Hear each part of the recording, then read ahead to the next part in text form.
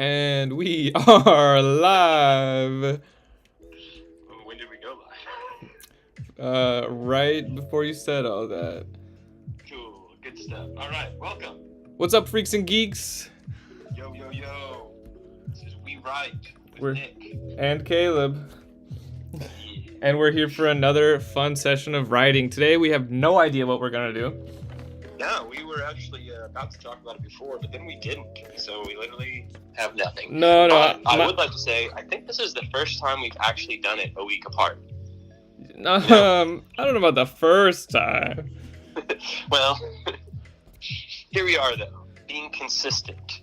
Well, You're my welcome. plan, yes, good on us. My plan was to just kind of throw you under the bus and have you write our first sentence. How does that sound? Love it. Love being thrown under the bus. Yeah, let's do it. You did start last time. Yes, I know. That's why I feel Oh. entitled to throw you under the bus this time. It's not. You have your text on huge. No, I don't know how to change the text. It won't change. It's refusing to change. Oh no. All right, you just write something and then I'll change it. Okay. All good stories start with 99 size font. We were doing a little goofing before we started out, so yeah. Why is it still? It's. Technical difficulties. This is awesome, but not. As you can tell, we do not rehearse this beforehand. Oh yeah, rehearse what? What point font do you have it at? I see now that I can actually edit it. 13. Okay, 13. Done. Okay, I can type normally. Okay, cool. There you go. Okay, now I'm also typing normally. All right, perfect. We've done it. Excellent. This is the type of quality content you get when you go live. All right. Don't panic. I've never panicked before once. Not once, not never. Okay. He's under the bus right now, rolling around, the tires going over him. Ba-dum, ba-dum, ba-dum.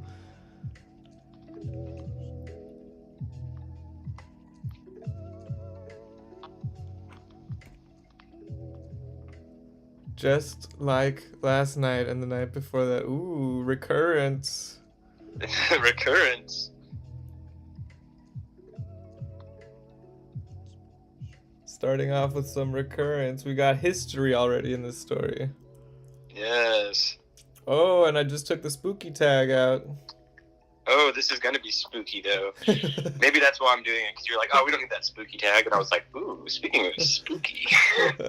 Every time we've tried to write spooky, it ends up being not. Yeah, well, look, all started out spooky, and who knows where it goes, but yeah, the point being, this is where we're at. Okay. Point being, this is where we're at. Okay. Oh, gotta mute. Wait, that is muted. Aha.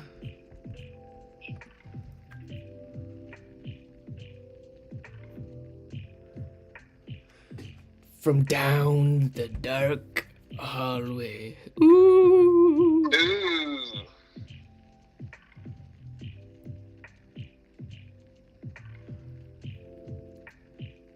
All right. Yeah, sure. There you go. First couple Kraken sentences. in the house. Kraken in the house. He's no longer playing Spider-Man 2. We're gonna need your help, Kraken. We're gonna need some. We always need Kraken's help. We do always need Kraken's help, but today we need some special inspiration. It's your turn, Caleb. Be sure to edit my sentence. Okay, I'll edit it. Maybe change hallway. I don't know. You know. Don't tell me how to edit. Unless I specifically. We didn't really know what we were doing, so I just threw Nick under the bus, and he gave us this masterpiece. It's got history, it's got recurrence, it's got spooky vibes. So we look to you for further future inspiration.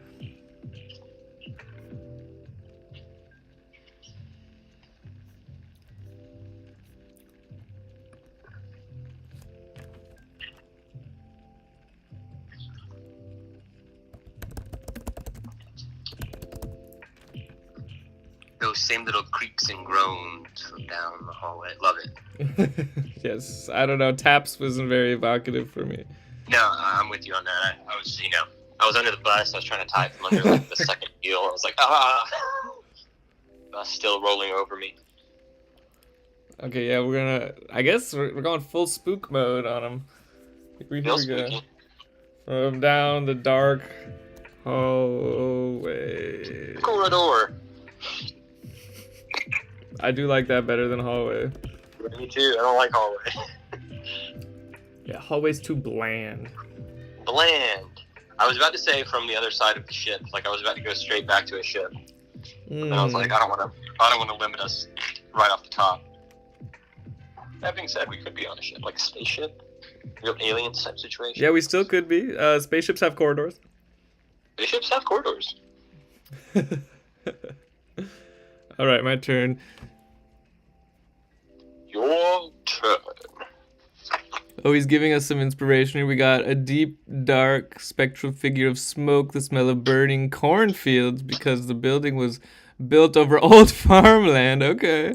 And that farmland was once an ancient burial site. Oh, lots of history, lots of recurring here. Ancient burial sites. Classic. It's a true classic. Everybody loves ancient burials. Well, not the people who build on them. They don't like them very much. No, that's true. You got a point there. Groans from down the corridor. Okay, let's see. Same creaks and groans from down the dark corridor. Coming up with a name. It's slowing me down, so we'll put a little dash there. Cool. Have we already used Clarence? Yes, literally last week.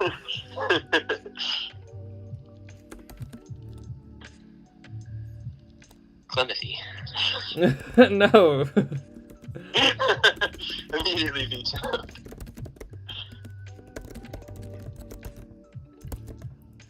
Okay, we got some specific timing here. What about Shimothy Chalamet? Shimothy Chalamet.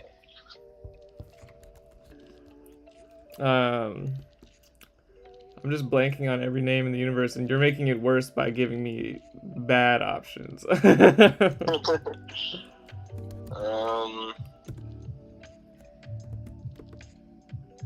Forrest. There.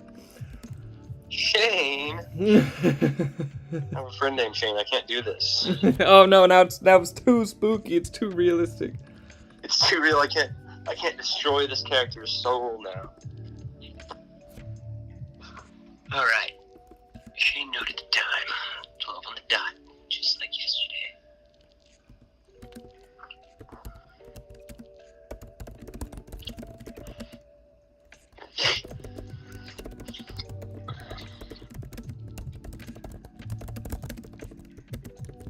Whoa.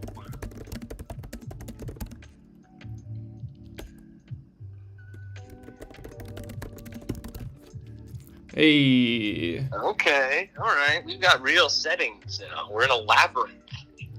Regina. Okay. No copywritten names.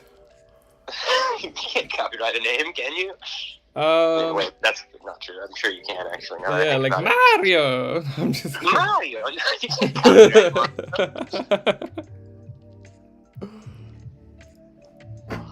Copyright Timothy Chalamet. Timothée Chalamet. Go for it. I'm done. Give me an edit. All right, I got you. Shane noted the time, 12 on the dot, just like yesterday. He'd been trapped in this contorting labyrinth for weeks now, and was just starting to get the rhythm of the place. Spooky, nasty. In the air.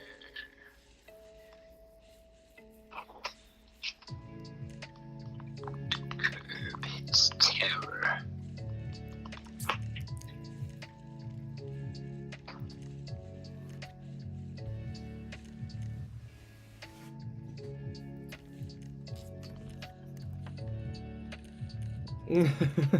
Oh god.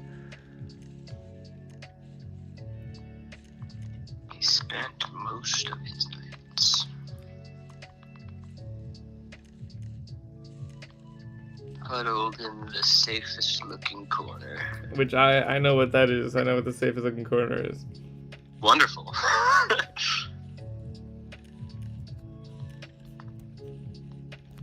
Covering his eyes. Oh my gosh, this poor guy. Covering his face. Over Kraken says he spent most of his nights acting like a Sigma alpha male. He spent most of his nights steady grinding like a true Sigma. The grind never stopped for Shane. No, the grind never stops. Listening to funk music. What is that? That's that music that goes with every Sigma video. Dun, dun, dun, dun. It's got like that heavy bass line. And oh my gosh, Kraken just wrote Shane Schubert. You'll have to look up funk in your free time. Funk. Okay, cool. He spent most of his nights huddled in the safest looking corner, covering his face with his oversized parka. The young Schubert had come here on a mission. Only. Nick's not picking up on all the Schubert references. I'm picking it up. I'm choosing to ignore it because no sequels. No sequels, no reboots. One day we'll do a sequel. One day when I'm beaten down. One day it'll When be... we're truly creatively bankrupt, we'll go and do a sequel. I'll pick you up out of the gutter and I'll say it's time for the sequel, friend. Hey, wake up, Nick. It's time for the sequel. Sense of security. No, there's another sense of security. Stop it. You can edit it. This desolate, I want to say hellscape, but I feel like hellscape's too strong, you know? I don't want it to be like a hellscape. Nightmare. Yeah, there you go. Yeah, there you go. I got that. This desolate nightmare. No, I still have to edit your sentence. I forgot. For weeks now, he just staring at it. I still don't know about the name Shane. Yeah, I'm gonna edit it. Go for it. Oh god.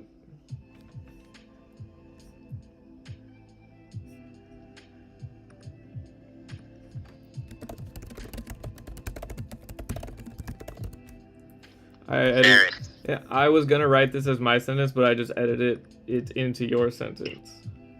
His name is Ferris. Okay, not bad. I'm gonna change yesterday to last night. These aren't big edits, but they're little edits. That's what it's all about. That's because we're just so good. It's impossible to make big edits. Your sentences were too perfect. I added under the flickering vending machine, covering his face with his oversized parka. Oh yeah, dude, that's killer right there. I love that. That's the safest Okay. corner. All right. So up until this point, I was thinking like a literal labyrinth, like a big old maze. But now that there's a vending machine, I'm thinking like abandoned cyberpunk city. Okay, I was yeah. What do you think? I think it could be literally anything still. That's true. I know Eventually, what we're I'm going gonna to write have next. to collapse the possibilities, though, into truth. A shrill voice rang out. Oh no!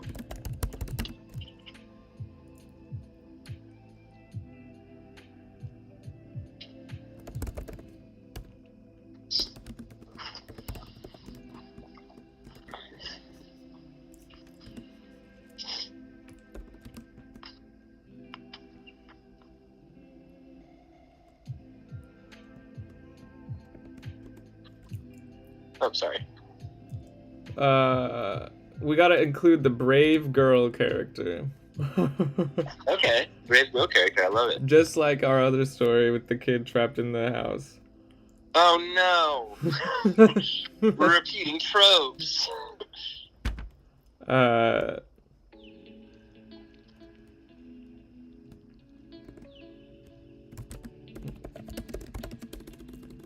Go home now.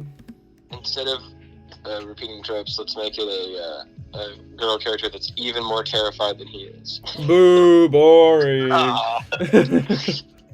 Right. Tomato. Oh no. Hold on. You never like to hear that. Oh no. Yeah, my nose is bleeding. Oh no. I know. All good writers get nosebleeds when they're on the hunt for the best story ever. Yeah. Keeps happening. Every day this week. Because of that cold, dry air in Texas. It is the cold, dry Texas air. Hold on. All right.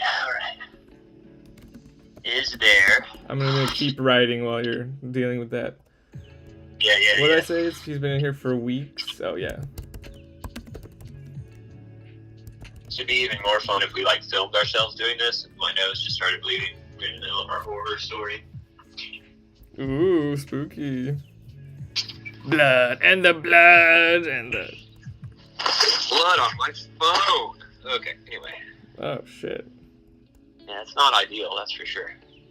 Now I'm gonna sound all nasally. This is the content people crave.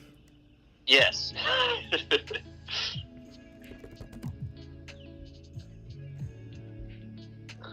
Okay.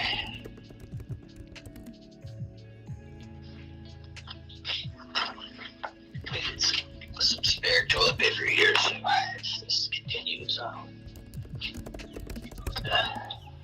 bandage. All right.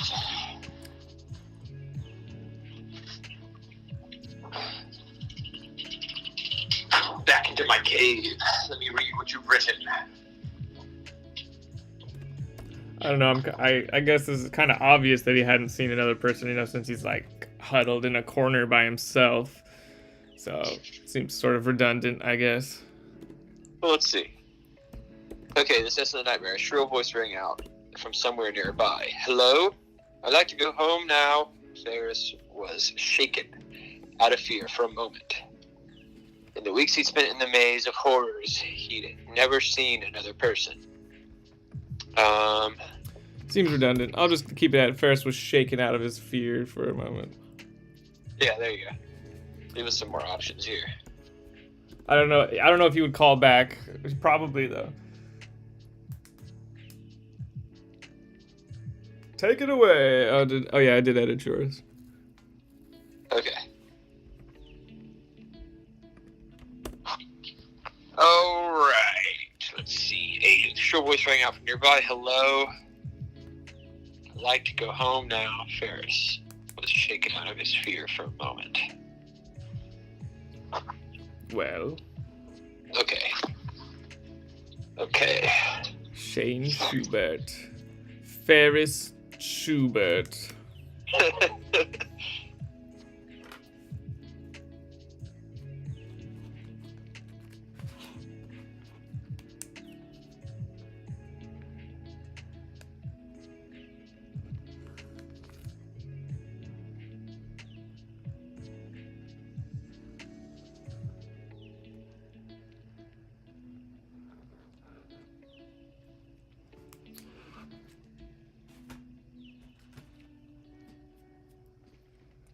It was all a dream.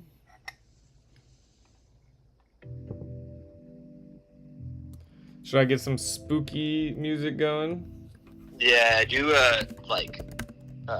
royalty free or whatever it's called, copyright free cyberpunk horror music. Funk music, because he's Sigma. I don't want him to be Sigma. I don't support this. Ooh. I don't support the labeling of males into categories such as alpha, beta, and sigma. I don't support the idea of the dating marketplace, and I don't support misogyny in general. Just gonna throw all that out there right now. If you don't like it, you can take a hike. Well, funk music transcends all of that. It's been used and abused for too long. Just like poor Ferris. All right, you're right. Yes, let's go. Well, I got some cinematic cyberpunk horror music, so. Okay. System scientists in their strange suits and drops in here. The only voice he heard was the robotic voice. Machine. The music is definitely gonna change the pace of this story. Okay. Let's see. Of the what? What's that word? The robotic voice of the what? Oh, the vending machine? Yeah.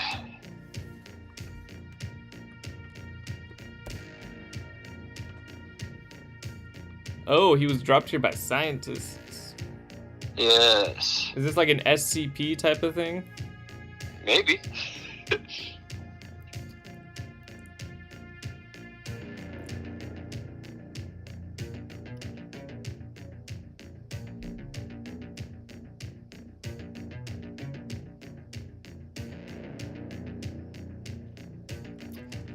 What are you writing? What am I seeing?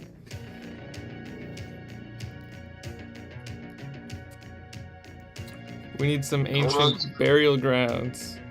Gormo's Gorb nuts. Good for the body, good for the soul.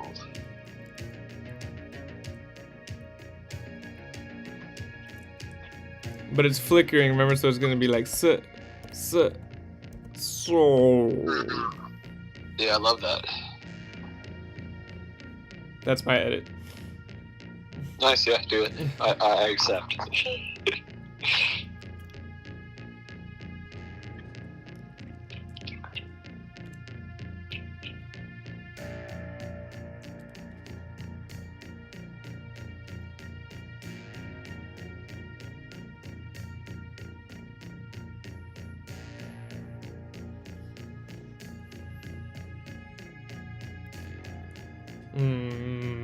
Instead of shrill, I'm going to say an eerie voice. That's my edit. Okay. Eerie voice. Slipped through the air.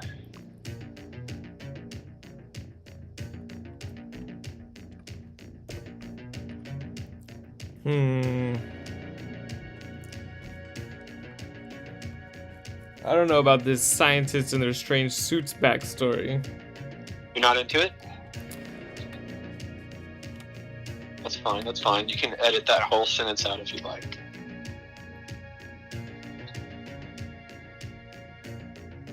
I won't be offended.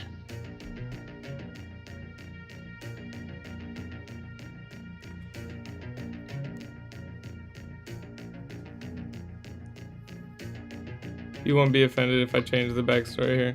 I kind of wanted him to just wander into this on his own. Okay. I'm down. Let's just say then, since he had wandered here on his own.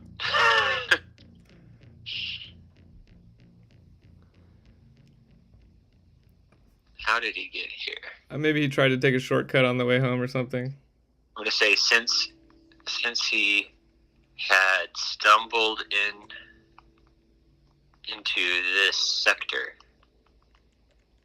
There you go. How's that? Sector 9. Okay.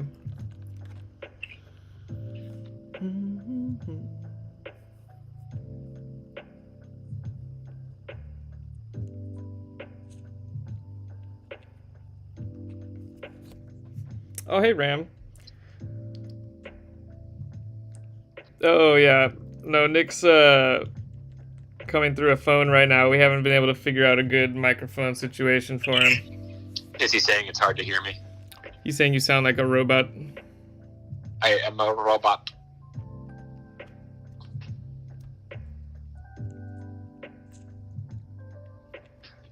why?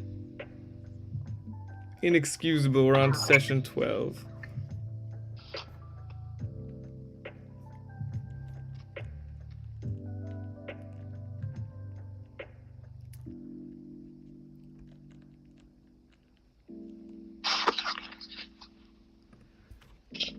So you wrote the the Corbo's Gorbnuts, so it's my turn.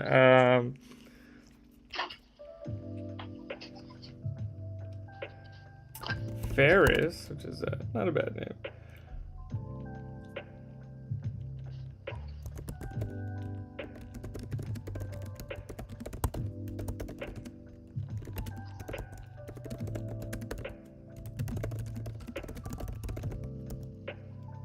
Something must be happening with our connection. I'm not seeing what you're typing coming through right away.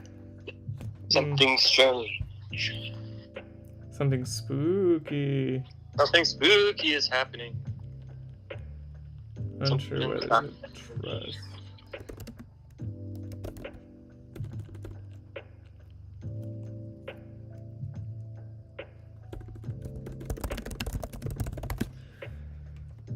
There we go.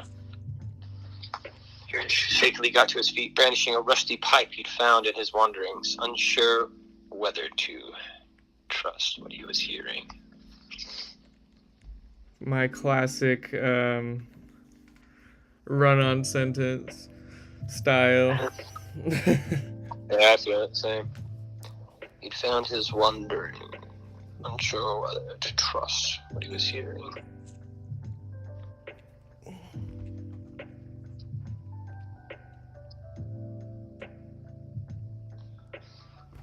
Oh, I guess that was just one song, one spooky song. And then it went back to lo-fi.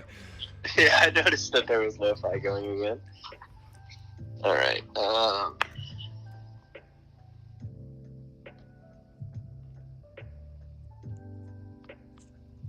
Today we had no inspiration.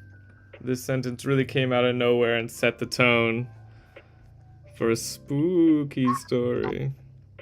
spooky.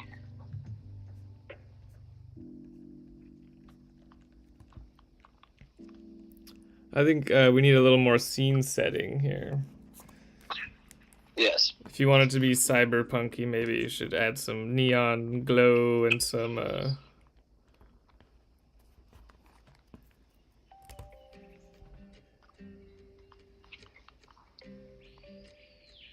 escalate the height.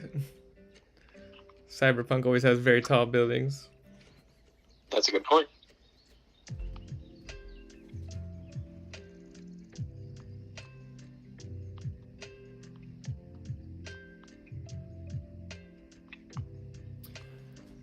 You probably haven't seen Jujutsu Kaisen, but this reminds me of like the cursed spirits can create like domains. Oh. It feels like he walked into like a cursed domain or something. Yeah, we could do something like that. I've never seen it, but sounds cool. Well, I just described the part that makes it similar to this.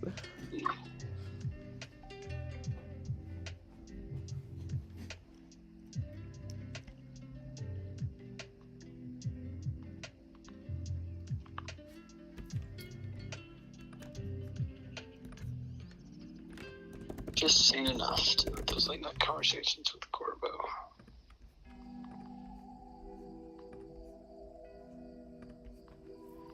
I found a spooky lo-fi. How's that? Perfect. All right.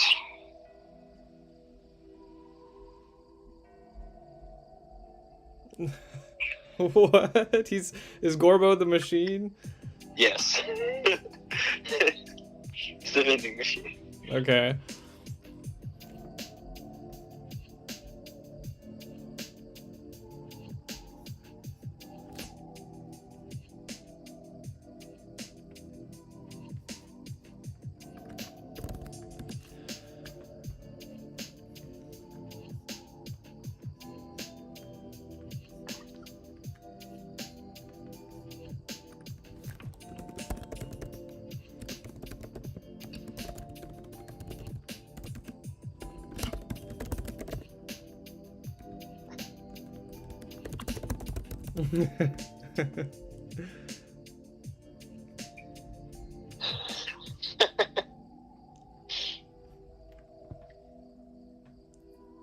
Yes, we're gonna make the vending machine into a character. That time he was reincarnated as a vending machine.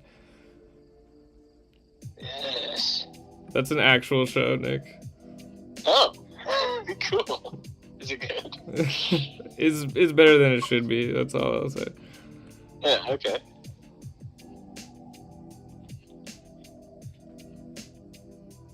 Okay, yeah. Kraken's asking for a jump scare, but we gotta do it when he least expects it. So when he's reading, he goes, ah! Yes.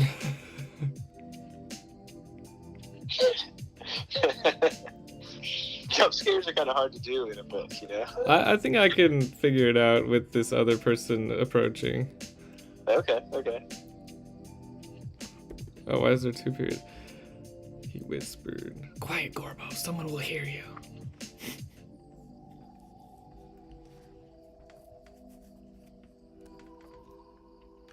Are you still cooking, or is it my turn? Go for it, and then I'll jump back in with what I was thinking for next.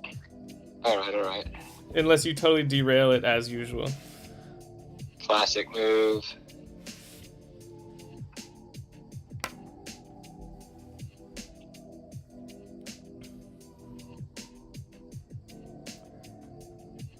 So what do we know? We know Ferris got a parka. We know he hangs out with Gorbo the vending machine. He's in some kind of spooky contortion labyrinth. Someone else is in there.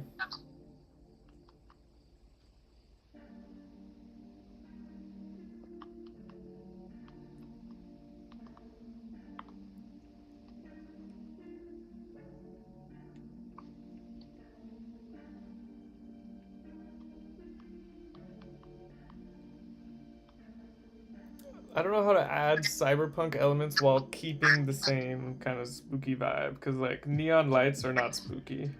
I guess they could be if they're like in. Neon lights can be spooky. If they're distant and flickering, I guess. Yeah. Definitely be spooky.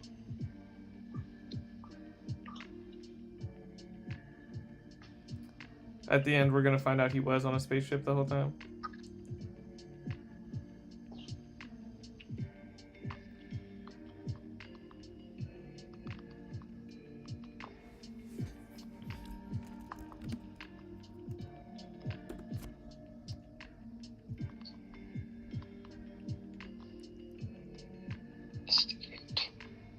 All right.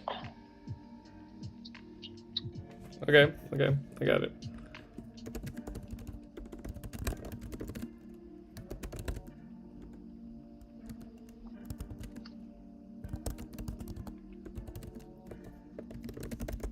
Distant, flickering neon lights. Perfect.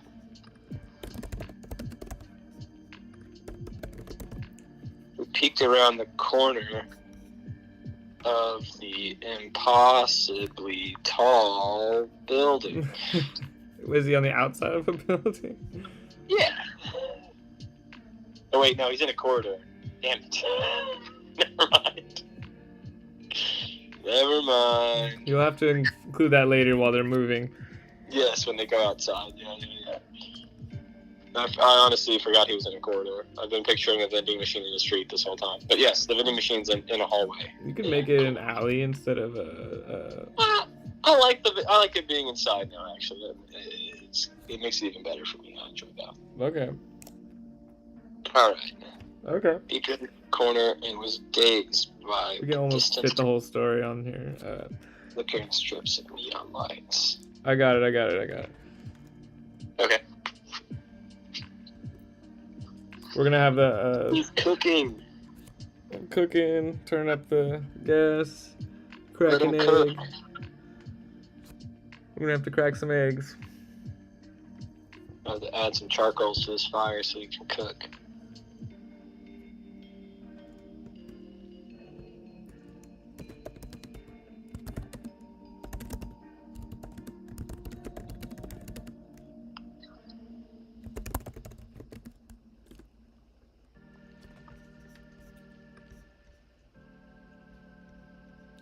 I kind of want what I'm imagining is like I'm trying to figure out how to type this, but like what I'm imagining is his lack of sleep is kind of making like time skip. Sometimes like he's kind of like blacking out for small periods of time. I love that. Okay. Yeah, I'm with it.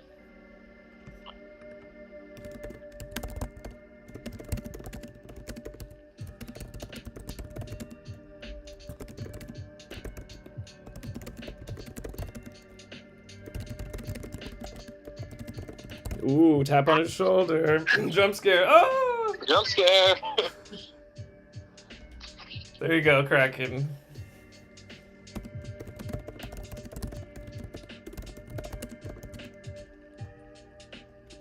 Okay, I'm gonna do a pretty fat edit in this. I'm gonna say he'd been staring at this. He wasn't sure how long he'd been staring at the strips of light. Why is this asking to it just changed it for me, now it's saying undo? Okay. He jumped back, flabbergasted. I've never used flabbergasted while writing before. That's a weird looking word. Alright. Well, it took the H out, but then it was like undo, and I was like, sure. An audiobook? Well, people listen to audiobooks in the car. We can't be jump scaring drivers. It's unsafe. Done.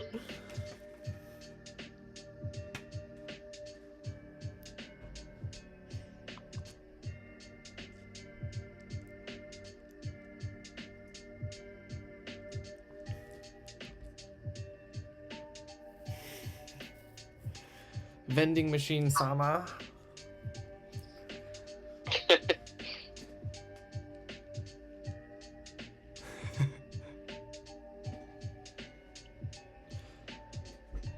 We're gonna put on the back of the audiobook. Captain Kraken OG is liable for all damages caused by this audiobook.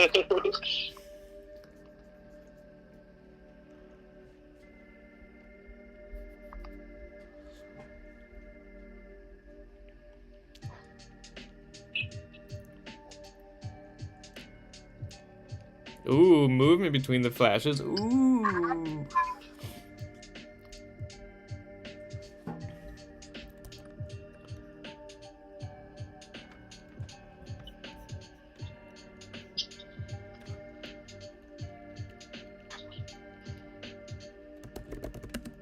As his anxiety was reaching its peak, he felt a tap on his shoulder. He jumped back, flabbergasted.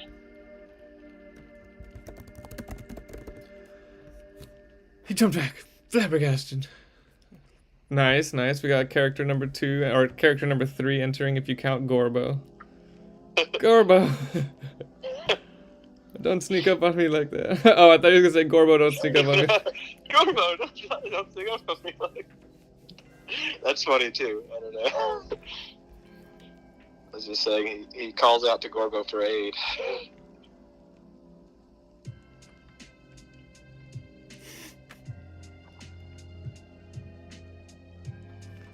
I kind of like, don't sneak. Oh. Yeah. Yeah, it's good. So I could see it made time move strangely. Wasn't sure how long it would be. I'm gonna also do a little edit back there. Time moves strangely. It was as if he had looked down this hallway before. He wasn't sure how long he'd be staring at the strips of light. He could have sworn. Yeah, okay, yeah.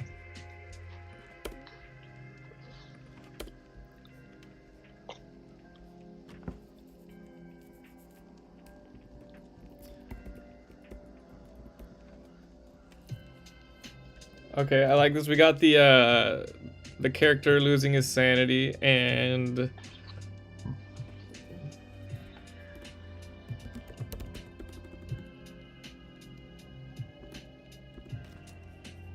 I don't know. I don't know what the characteristics of this other character are gonna be. I'm trying to think about that right now. Let's think.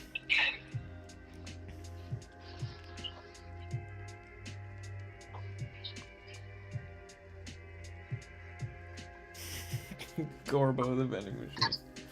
Peak character.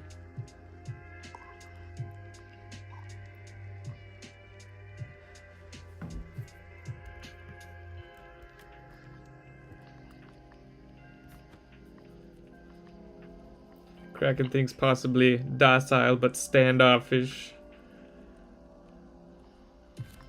I'm thinking it's a young lady. Are you a little girl? Okay, yeah, that's fine. And maybe like unfazed. Yes, yeah, I'm thinking unaffected little girl. You know, she's like way more competent than you'd expect type of situation. Strangely unaffected. Strangely unaffected little girl. And then I'm gonna have Gorbo say, "Look out for these great deals after this." I love that. That's excellent. That's exactly the type of Gorbo content I've been trying to think of. I want him to like interject with like little asides that like somewhat deal with what's happening in the story, but not quite. So that's just perfect. Yeah. That's exactly what I want. All right. And he's too late, you know, too little, too late on the lookout. Yes. Look down at the top of a little blonde head.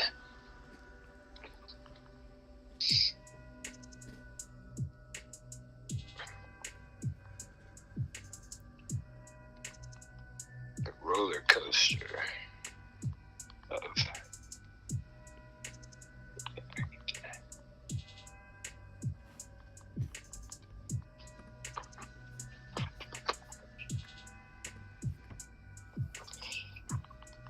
mine reeled.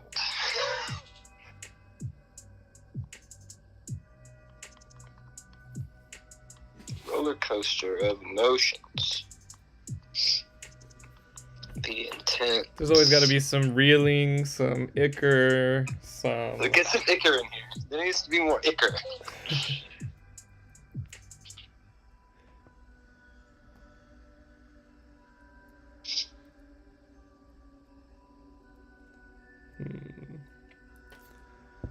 Plenty of time to add icker. Yes.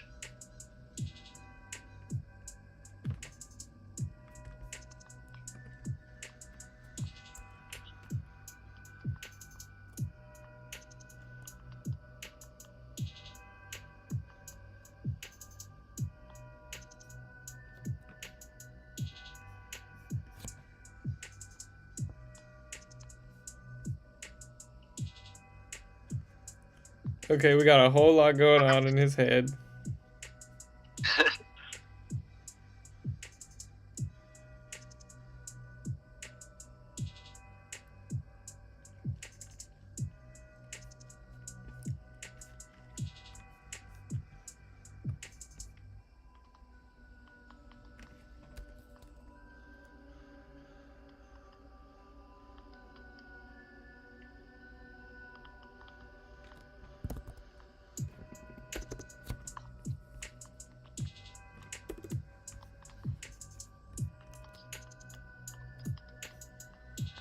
All right.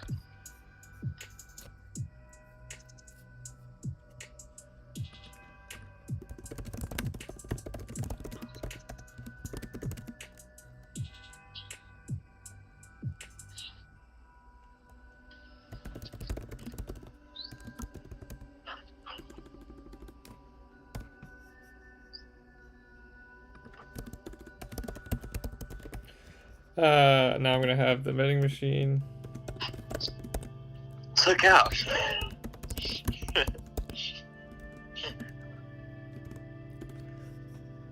There, we'll have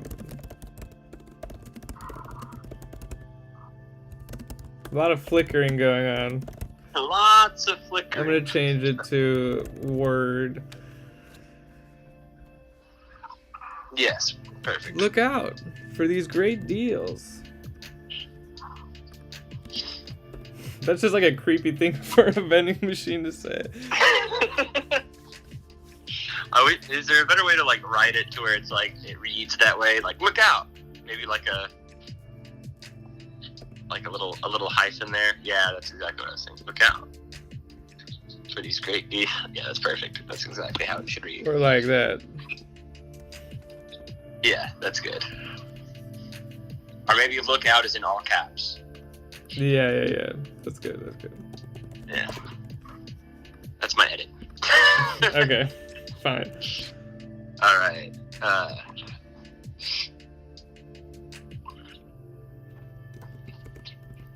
Gorbo.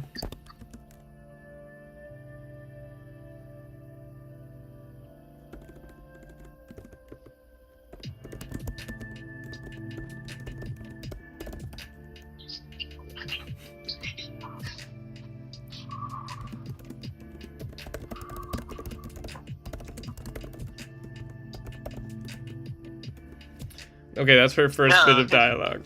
What? Its name is Gorbo's Gorbnuts. He didn't make it up. Well, he's calling it by name. Okay, fair enough. I am gonna edit that though, but I'm gonna keep the spirit of what you said. Okay, please do. Help me pilot this Pacific Rim style mech. Yes. How long have you been talking to?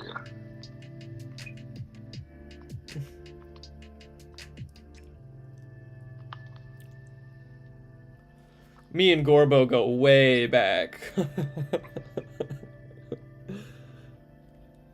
Gorbo and I.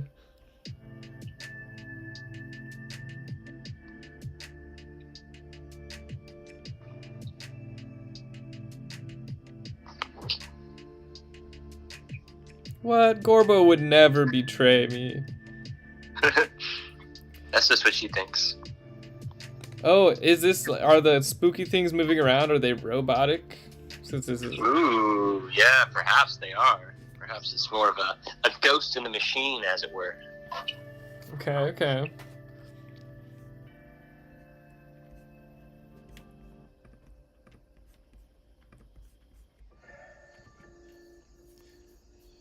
Alright, we hit 400 words. I'm done for the day. No, I'm just kidding.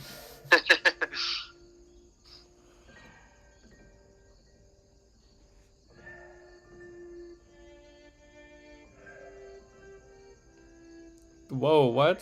Oh god, it's responsive.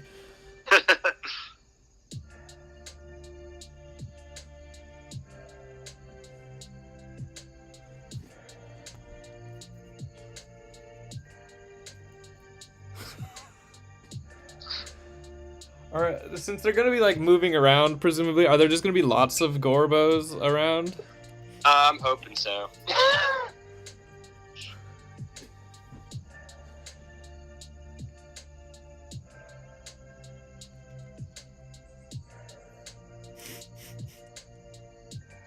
That's expensive for some Gorbnut. Oh my gosh, and such a random number. Things are usually like by the quarter. Also, like, inflation.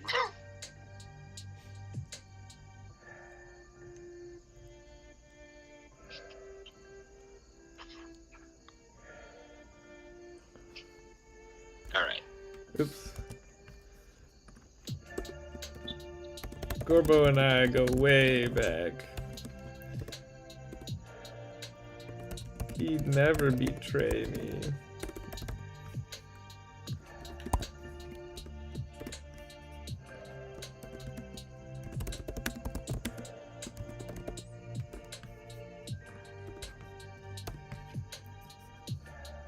I don't know why I capitalized that confidently.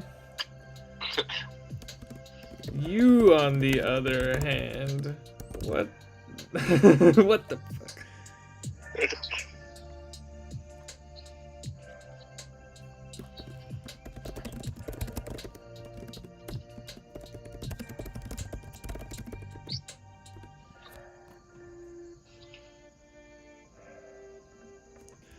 A little girl wandering a spooky labyrinth. He's gonna just say spooky now. Yeah, why not? Why are they here? What brought them to this foul place? Where did they come from?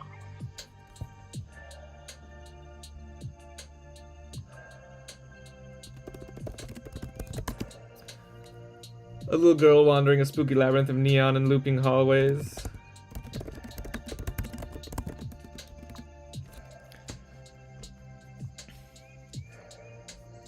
Your turn to figure out how she got here.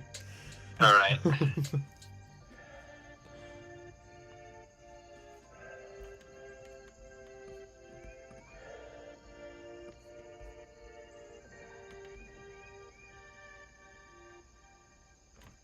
I'm gonna put that at the beginning.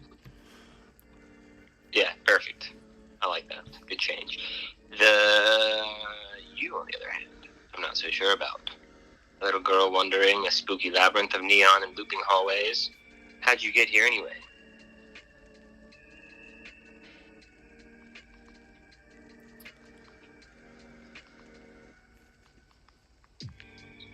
Of course, classic response. No information given.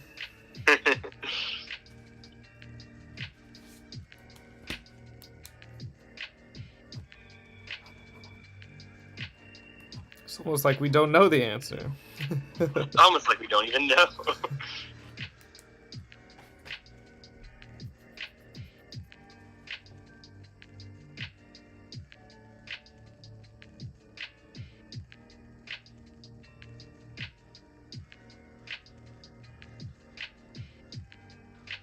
Oh wow, the vocabulary on this girl.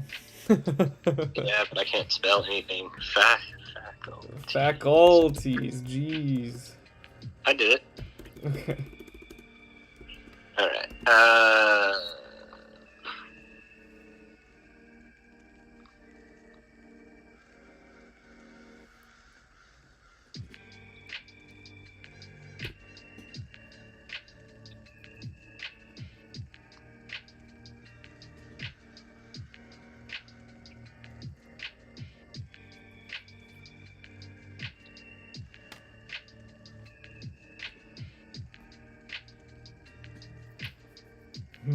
I think it's almost time for something to happen.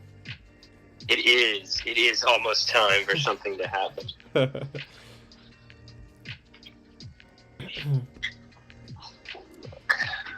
I know I'm not doing great upstairs. Wait, did you hear that? Yeah, it's good.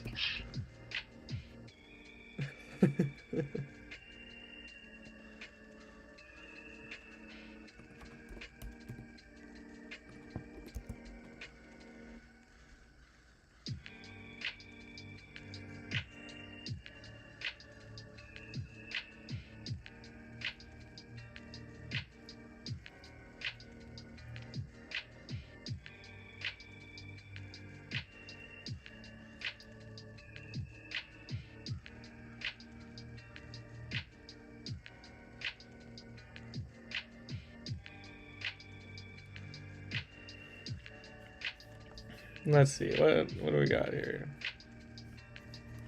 Maybe this will help you figure out what to do next, reading it again. Yes.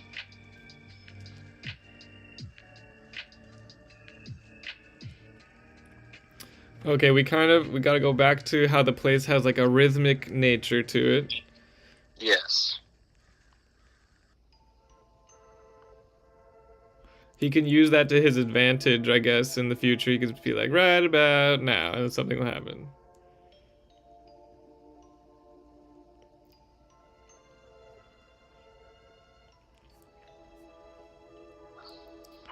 Or she could, since she's the more capable person. Seems to be more capable and experienced.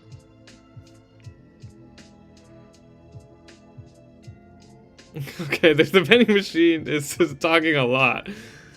Let me take advantage of our great deals on our great nuts. Great idea, Gorbo.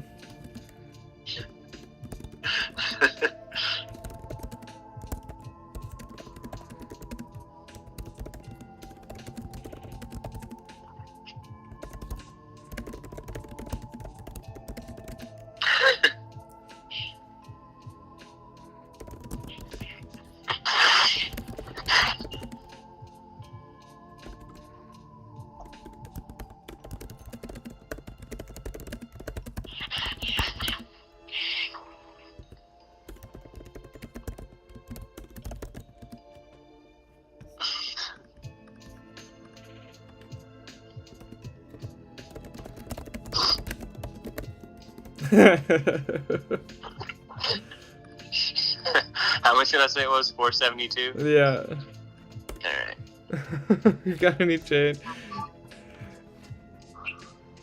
He's seeming a lot more confident now that there's another person with him. Yeah.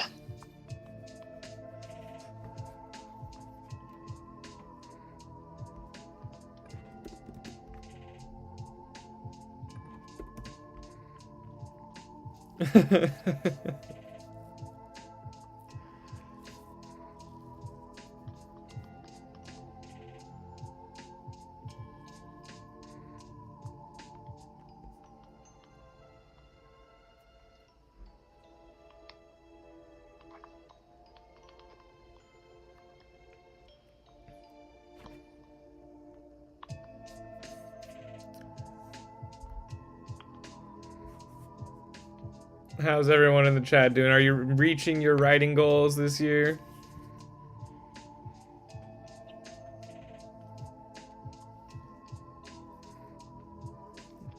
I've been pretty 50-50 on mine. My writing goals have been to continue showing up for WeWrite streams. So you're doing pretty good. I'm doing pretty good so far.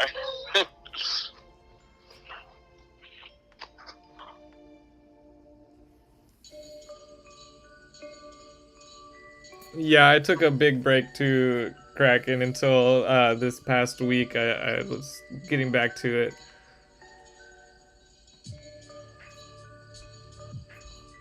Took a hefty holiday break from the writing. Hefty holiday break.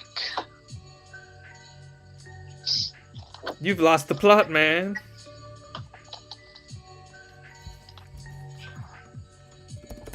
She checked her Hello Kitty watch. Perfect.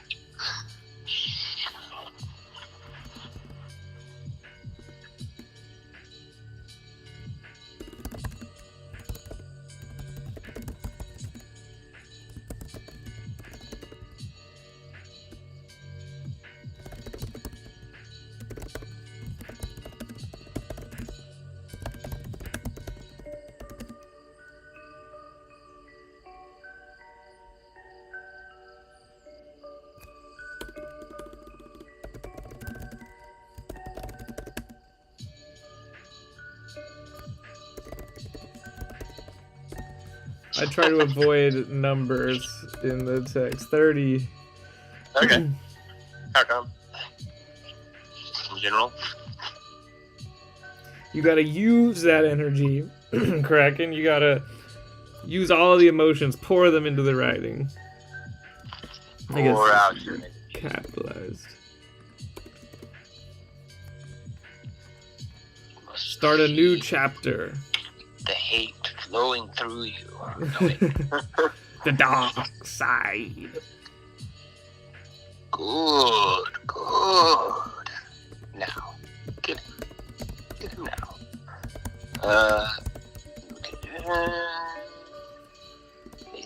Here we go. Now something's happening.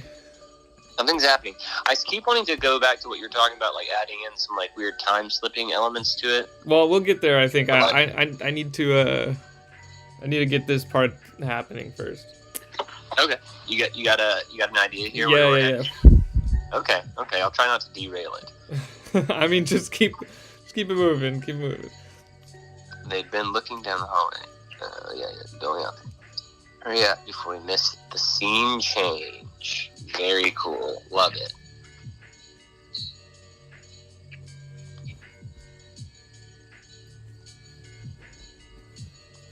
That's what she calls it.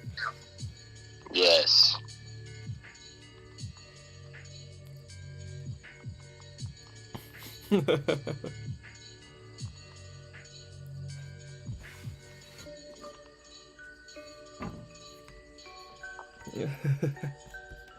Favorite character is the vending machine. Yeah, classic. Gotta love it.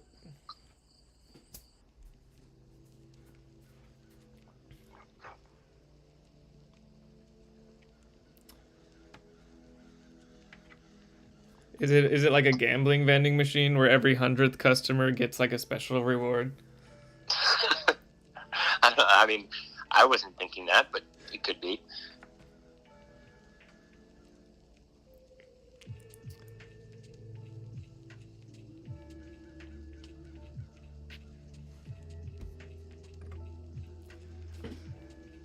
He dropped a sack of nuts.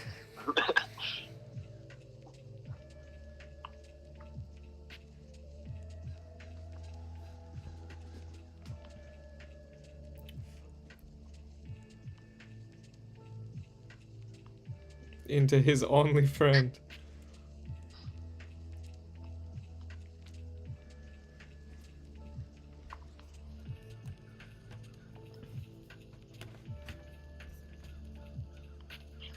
Never frozen. Nobody freezes nuts. They'll keep you safe.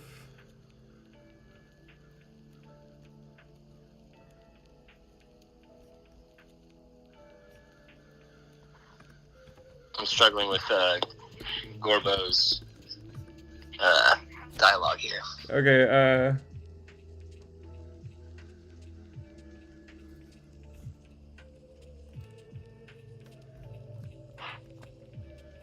Let's say from overspending. okay.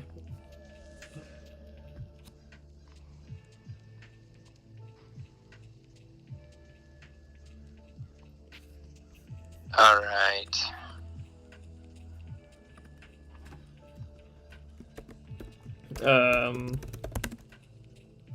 Oh. Okay.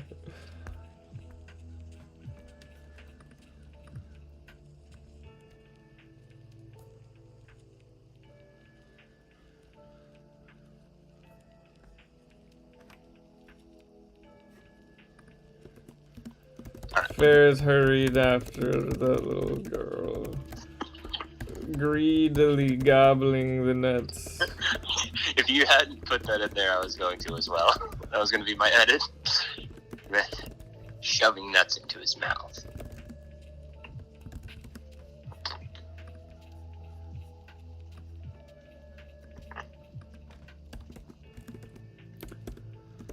The vending machine called after them. Thanks for your patronage. I'll see you again soon.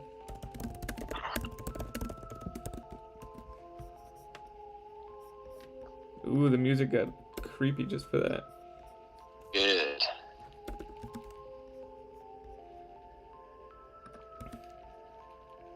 Very soon, okay.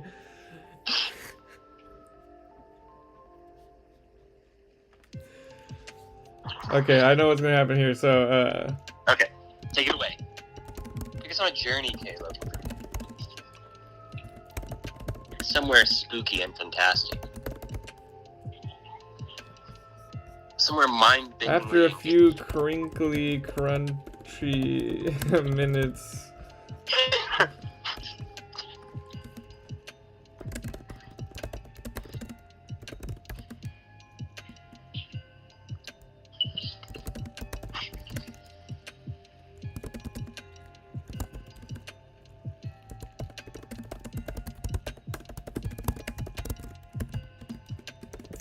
through mouthful of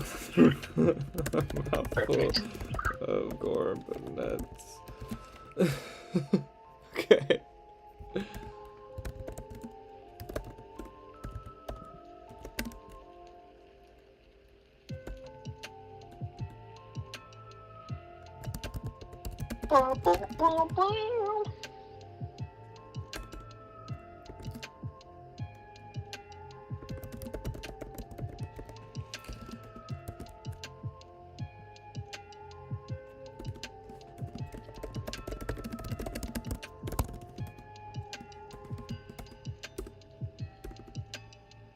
I don't know.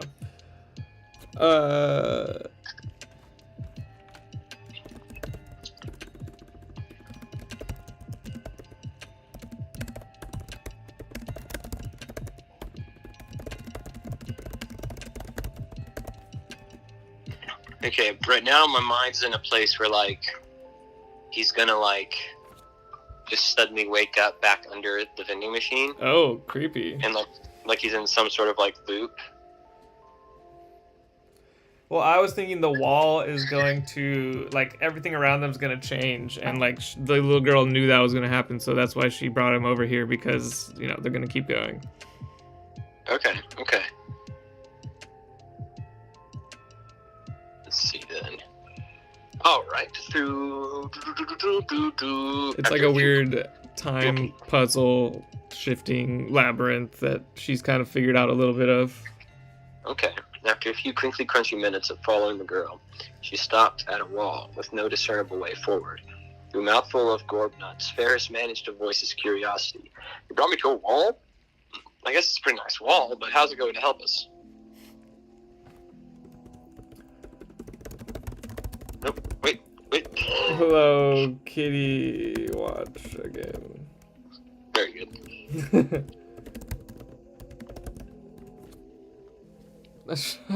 You're not all.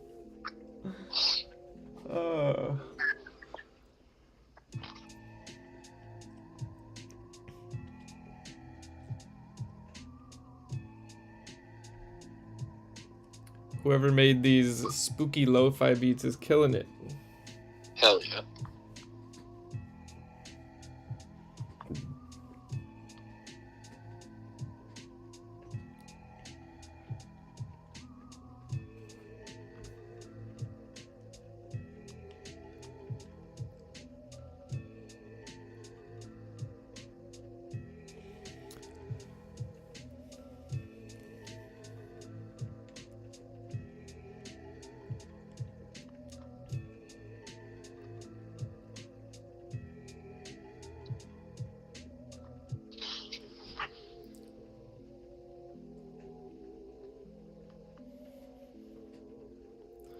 Okay. I was thinking, yeah, outside, but I was thinking rain would be kind of annoying to be in, but... Yes, we could say a misty alleyway. Yeah, if I was there, I wouldn't choose for it to be rainy. I don't think they're choosing. Well, Unless they are. I feel bad for them, I guess. I don't... They're gonna be wet. That'll be my edit, I guess. It'll be a foggy alley. Cool. I'm gonna say moist. Moist alleyway. An alleyway blanketed in fog. A moist alleyway blanketed in fog. Goff. Perfect. We've done it. We've made it greatness. Yes, this is the true mind merge you come here for. the only similarity was the only constant. Yeah. The only continuity.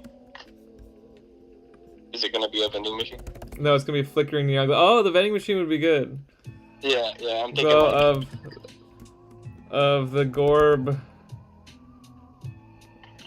What did you call it? Of Gorb. I'll just call it Gorb. Gorbo.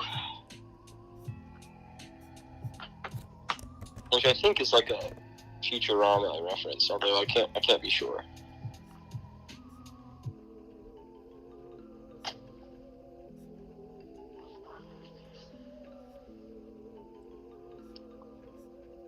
Okay. I was just making sure I hadn't called him.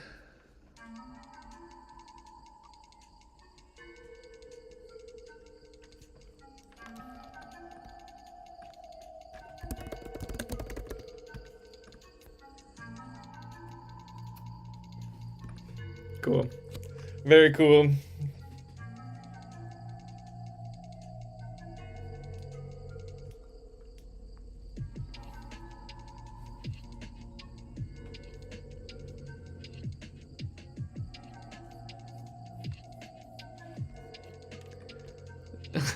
Wow, that was misspelled so bad. Was it?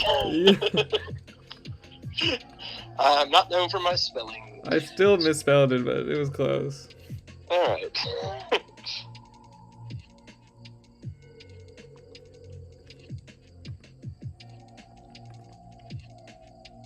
Alright, I got the impossibly tall building in there.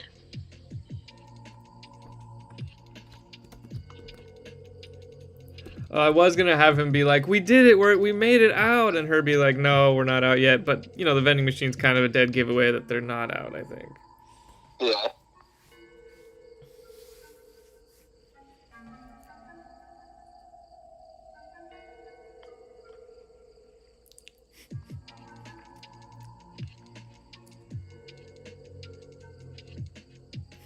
Oh God.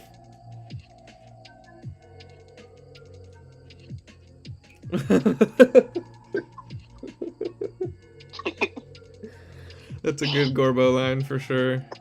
So that's a top 10 Gorbo line. I think I'm finding his voice, you know.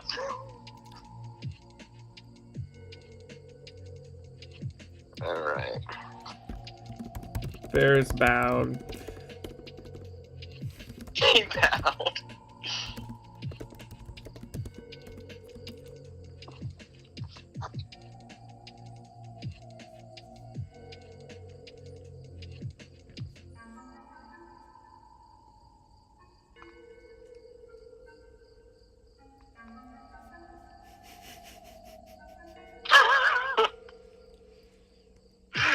See, we literally can't do horror. Like, it's like, oh, let's make a really spooky environment, but then our characters are just fucking morons.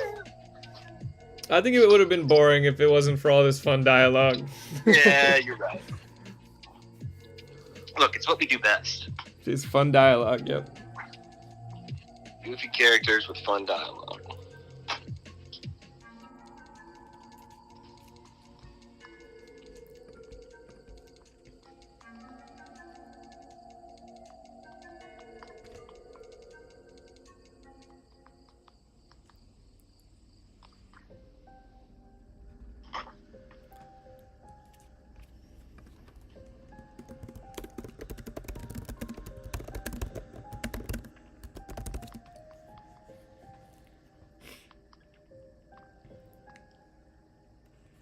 These are some big bags of nuts.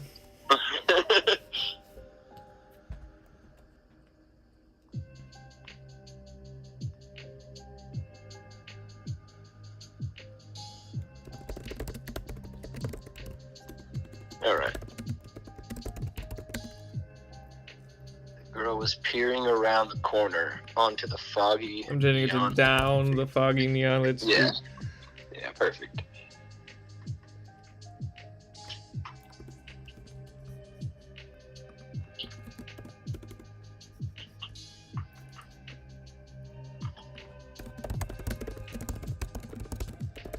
Before the walkers hear you. Ooh, spooky!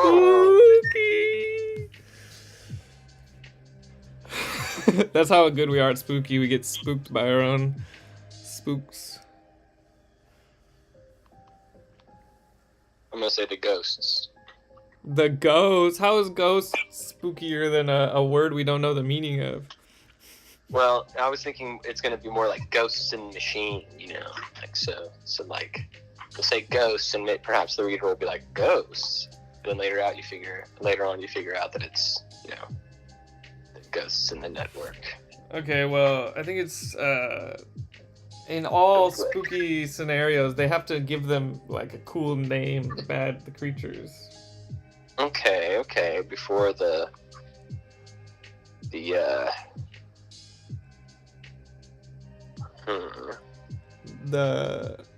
The creakers, the Yeah, I was literally about to say clankers, but that's a Star Wars reference, so creakers isn't that. What was the word we described in the first sentence? You said creaks and groans, so yeah, creakers. Call them creakers. I like it.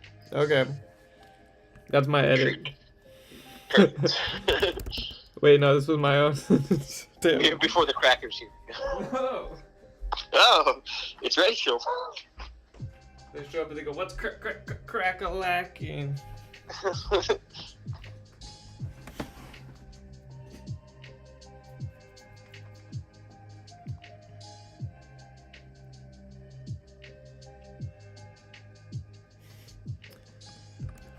Ferris froze mid-crunch.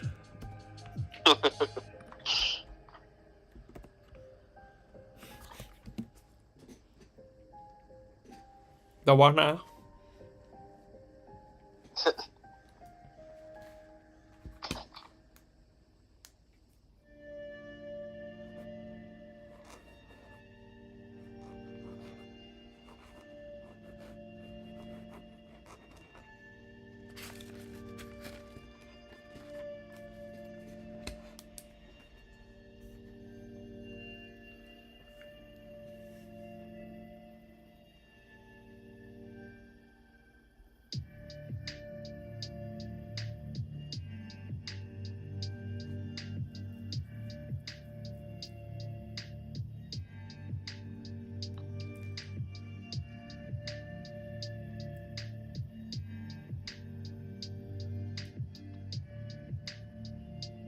So where? Okay, so is the little girl trying to get them to like some kind of hideout, or is she trying to like get them out of there? She obviously knows kind of where she's going.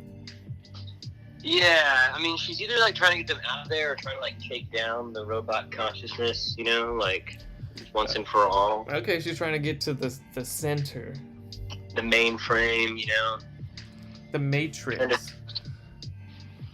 All right, so here's the third act twist. They've been in a simulation this whole time. Like it's a broken simulation. Okay, a broken simulation, pretty cool. Okay. And Gorbo is the mainframe. Oh shoot! Yeah. He's gonna have to Gorbo is certainly going to play a larger role later on in the story, without a doubt. I mean, he's already played a pretty large role, but you know, an even larger role. He's gonna have to kill his best friend. Oh my god, it's gonna be so dramatic. Okay, yes. I love it. And Gorbo's gonna have like a really sad final line. Yes. I only wanted to give you savings. Thank you for saving me. And we'll have to mix up all of our phrases that we've used so far for. Yes. Mixed nuts, if you will. All right. Let's. Ferris froze mid crunch. What now? How do we get here anyway? I keep ending up in places without knowing how I got there, but it's always been in that office building. Level 2. Level 2.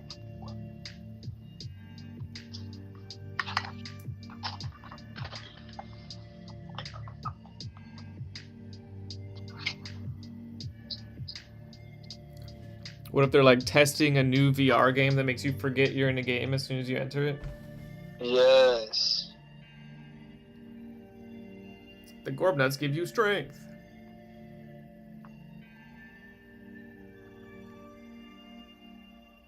She's not gonna give him any money, so he'll find some on the ground. Yeah.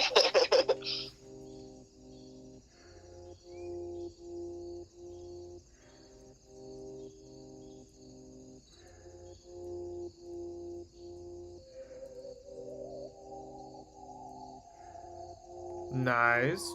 Laying out the plot right here, right now. Yeah. As we figured it out, we're gonna put it in there. Yes.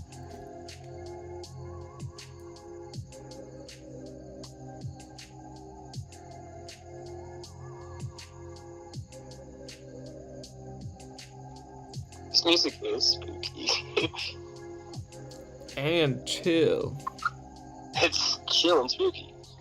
Music to chill and be spooky too. Music to dance like a skeleton to. Hot lo-fi beats to be a spooky skeleton too. The graveyard mix. Alright, it's on you. Alright, let's see. The one say, how did we get out here anyway? Keep ending up in places without knowing how I got there. There's always been that office building. This place has been falling apart for days. You just have to learn the pattern of the breaks and step through them. The girl explained dismissively.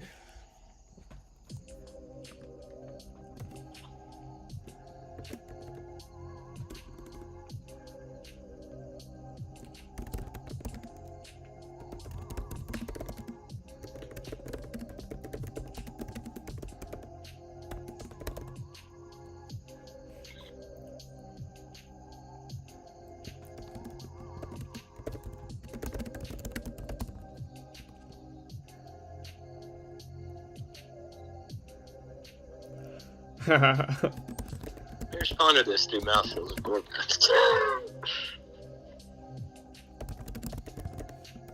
Yeah, I was actually just realizing that we never named the girl when I said the girl explained. I was like, ooh, we don't know her name. Now you have to name her. Okay. It's Bethany. No. I think we've already used Bethany. Cindy anyway. Lou Who. Oh, awful.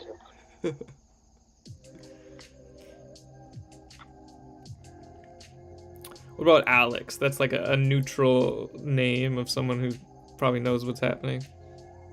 Yeah, I like that. Call her Alex.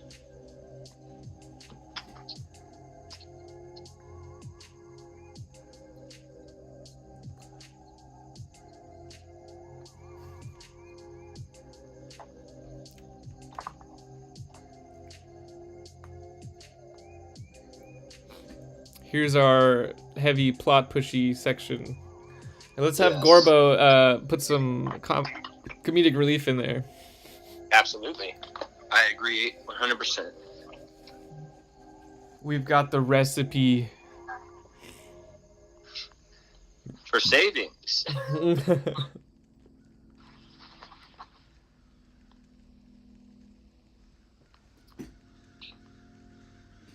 This server. Do you think it's too early to start kind of laying down the hints that it's a virtual reality? Think we should wait for that reveal?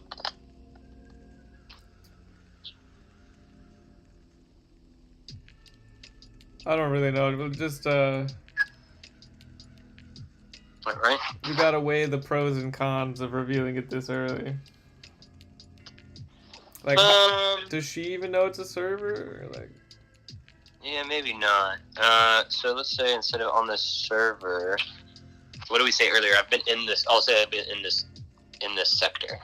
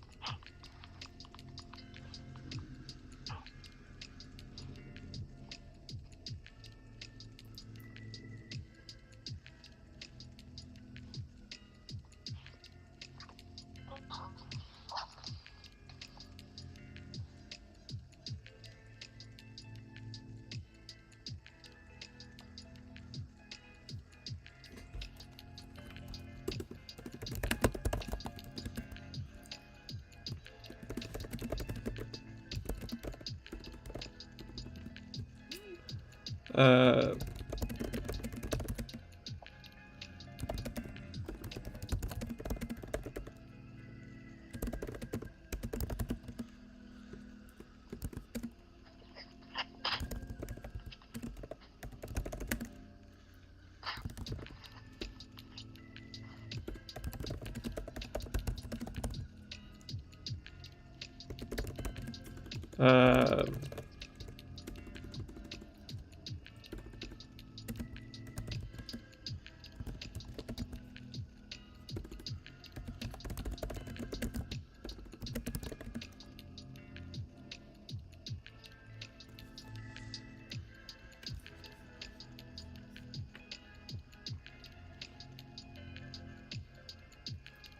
what do you think?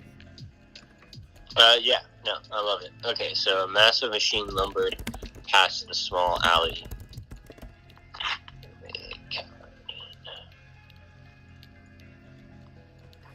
Making its way down the street aimlessly.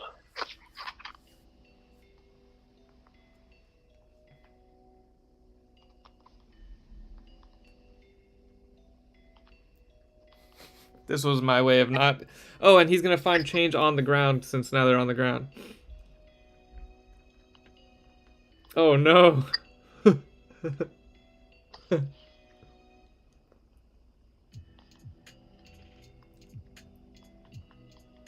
Well, now you're making it seem like the vending machine's a good guy. It seems like that.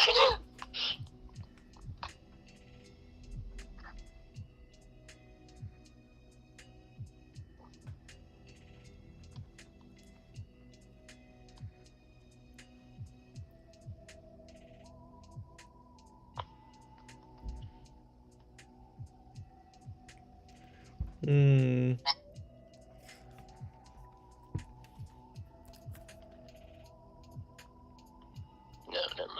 with take that back. I take that back. All right. Okay, wait. Yeah, go.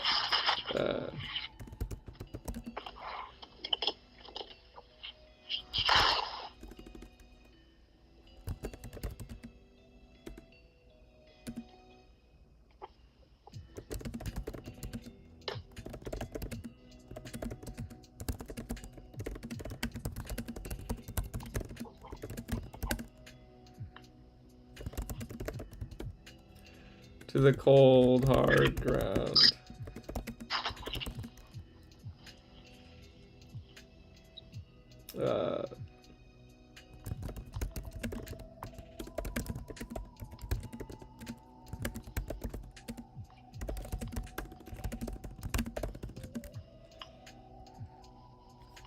Not a crisp.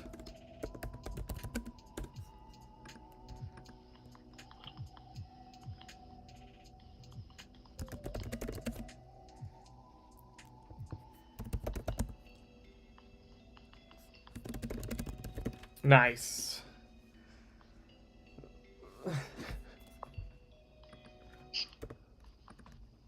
Oh, thanks.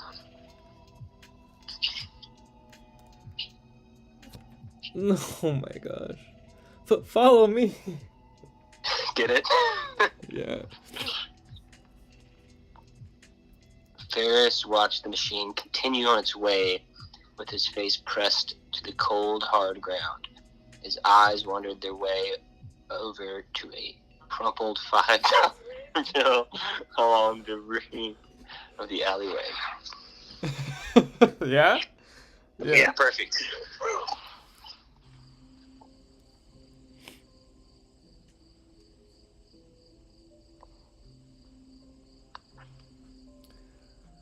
We've got our dumb character and our plot pushing character, and we're on a roll.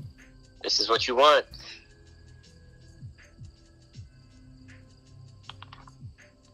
You already say lumbering? Yes, I said the massive machine lumbered past. At the site of the said massive.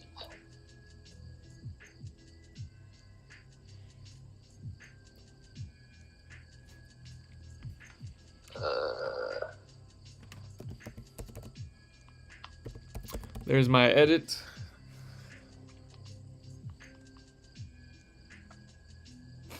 Let's see where we're at. We got only 1157 words. I feel like we've written so much. 1157? I mean, that's like, could be halfway through a story, depending on the length of the story, I guess. Yeah. I feel like we're already getting towards the end bit. Yeah. I mean, back in the day, our stories were only like 11 anyway. You know, like a raindrop between worlds. That's a 1,046 word story. And it's one of our best. It's one of the best. Yeah, I feel like we're about halfway right now. All right.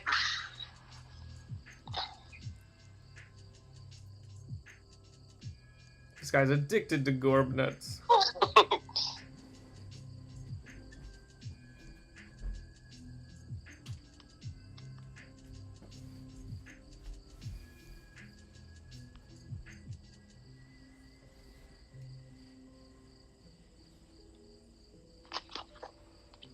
All right.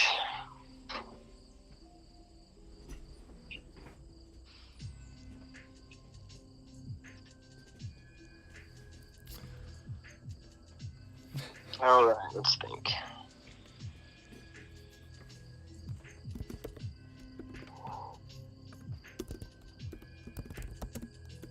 Oh, you got this. Okay, yeah, I was just gonna... Yeah, you got it. Yeah.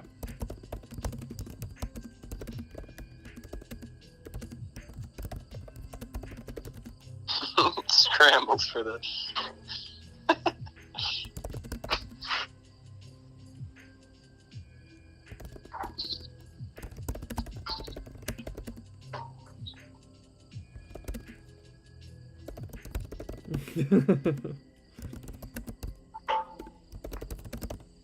smoothing it for insertion.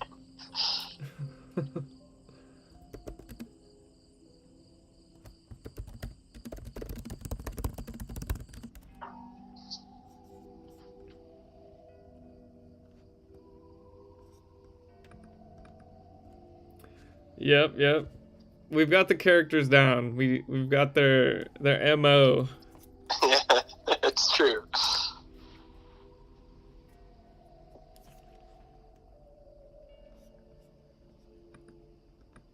With the warm, inviting light.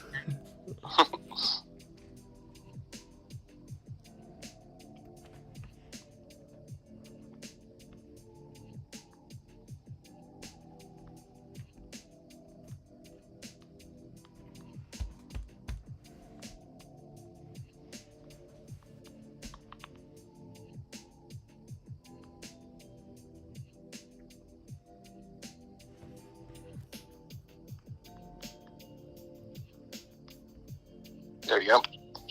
His mind simply would not allow him to dwell on the mighty deathbot roaming the streets. Alex sighed and went back to check if the coast was clear. Okay.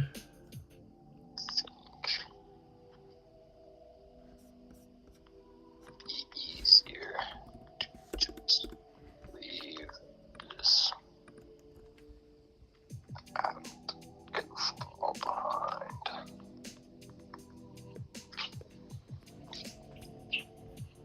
All right. Okay, it's time for something else to happen. But first, we gotta get a good line from our buddy Gorbo. Yes, you're as right. he purchases some Gorb nuts. We need one good line from Gorbo, and then we'll get out of here.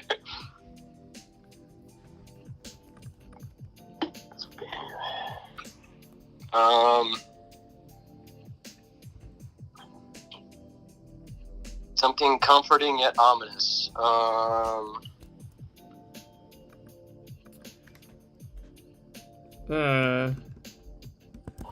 As Ferris inserted the crisped 5.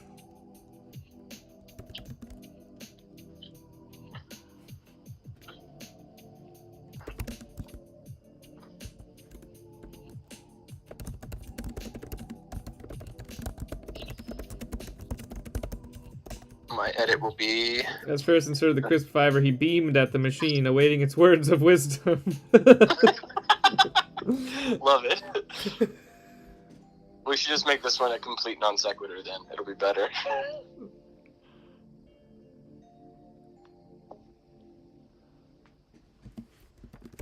Go with Gorb.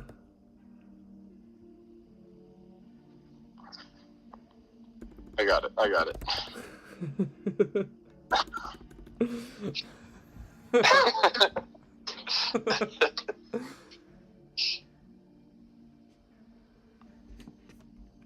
What is this? What is this word? What uncrisped? Feudally. Can you help me out there? Thanks. I don't know if that's a word. Okay, yeah, there we go. Futilely? There it is. No, it still thinks. Well, it thinks we're looking for futility. Oh yeah. I'm gonna say hopelessly. Okay, yeah. Hopelessly synonym uncrisp. that.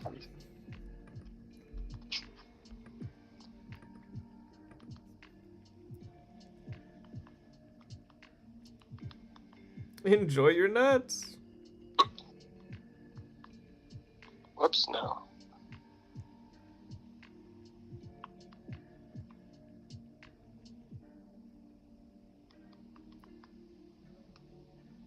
What?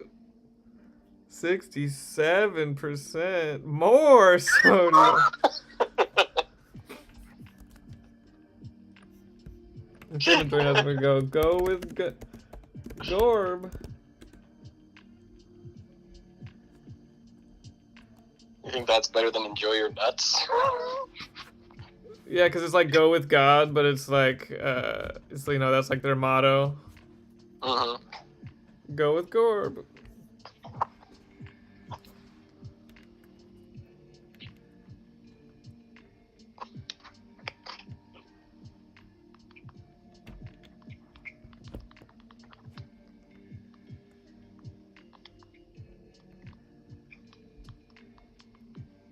I guess we could include that later while they're leaving, you know, as many Gorb lines as possible. Yes.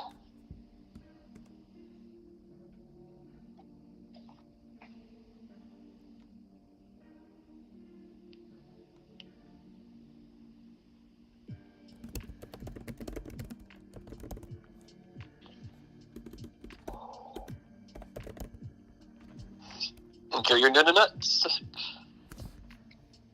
Now it's 67% more sodium. It was only then that Ferris realized how thirsty he was. Yeah, I don't know what he's gonna do about that. Nothing. There's no water here. Alright. Let's move this plot forward. Okay.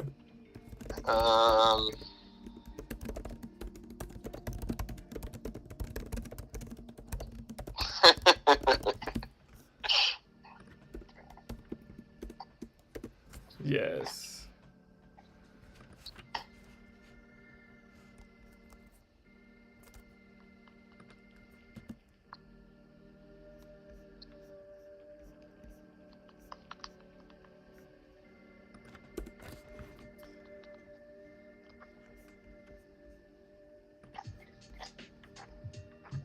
A nutty adventure.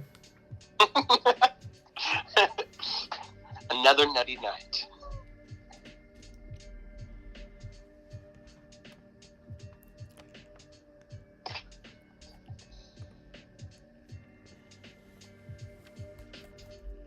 All right.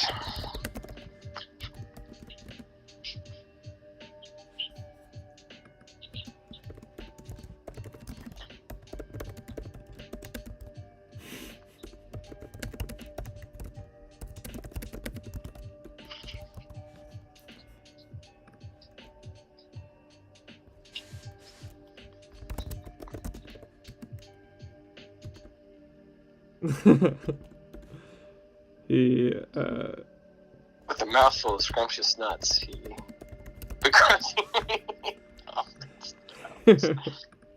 You want some? He said, praying that she'd say no.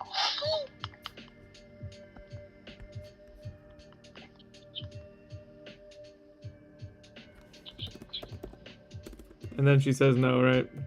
No. Yeah. I was gonna say keep your nuts to yourself, but yeah, no is good. Without even a glance.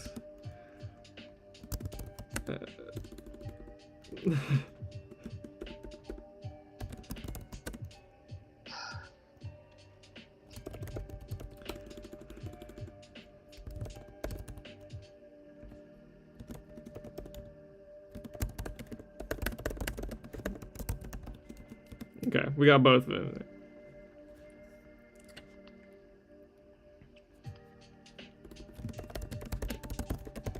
Now get ready to run. Okay. Boom! No, I thought you were telling that to me. I was like, okay, I'm ready. Yes, you too. I'm ready to run.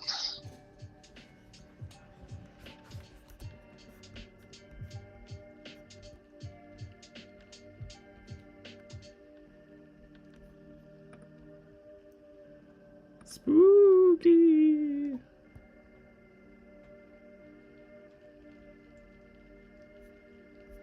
Vending machine. Gorbo-sama. Korbo-sama.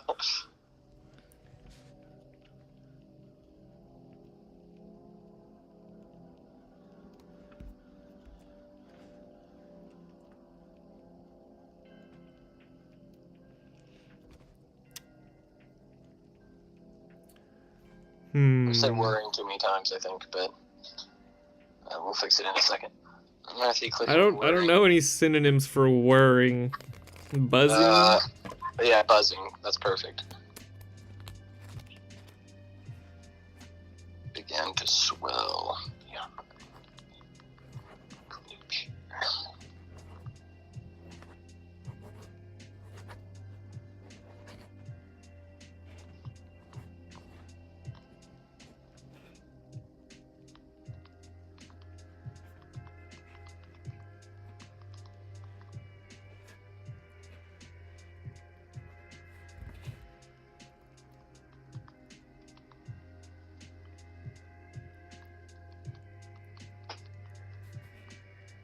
Jesus, not even close. Oh, it's probably PH. Freeze. Nice, nailed it.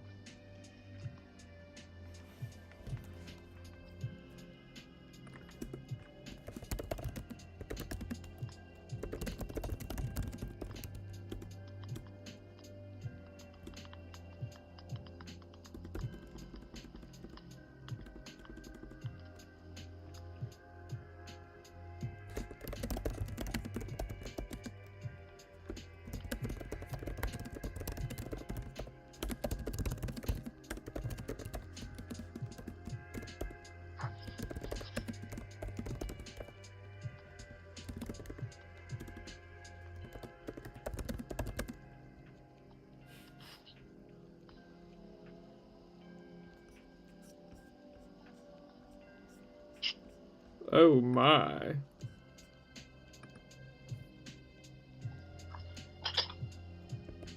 Go with the gourd. Number 1, nut reseller. Reseller? Number 1, secondhand nuts. Number 1 at number 2. No. Number 1 at number 2. Number 1, used nut reseller. Nuts on the go. Perfect. Yeah, that works. That's great. Number 1 for nuts on the go.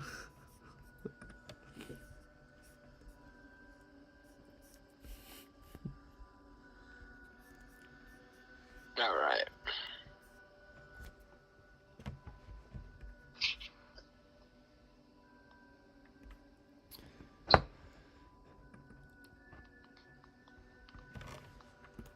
His feet were moving before his brain had time to stop them. Perfect.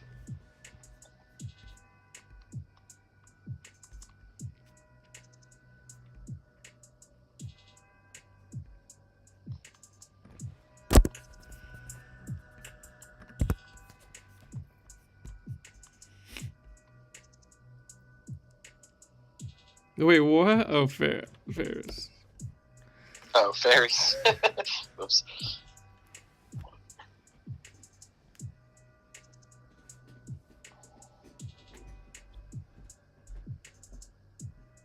What's happening? My phone is being crazy. Okay.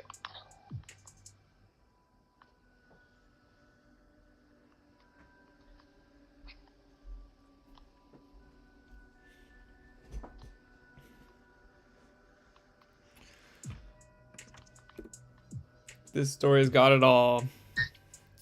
Charismatic vending machine, half-chewed nuts.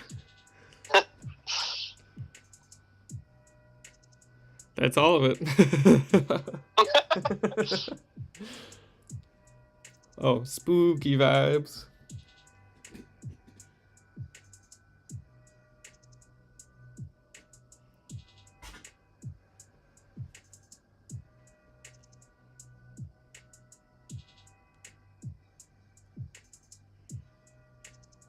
Okay, so they went through a wall last time. What are they gonna do this time for the scene change? Let's see. Last time they just were standing at a wall and it changed. This time, I'm gonna take them to a parking garage. I think they should dive into something. Yeah, they should dive into something. Maybe it's like a broken window of a storefront. Or a dumpster. Ooh, I like a dumpster better. Yeah, they dive into a dumpster. There's an alliteration there. I enjoy that. Sold. To the most alliterative bidder. Alliteratorio? When did you get here? Alliteratory has always been here. Alliteratorio. He was not featured too much in that story, but he's one of my favorite characters. Absolutely. Alright, Ferris let out a choked scream from behind a mouthful of half-chewed nuts. The scraping of metal on pavement grew closer and closer as they ran down the wet street, reflecting the flashing neon lights. Colors blurred, overlapped. Here we could have a one of the time shifts as he blacks out. He's I'm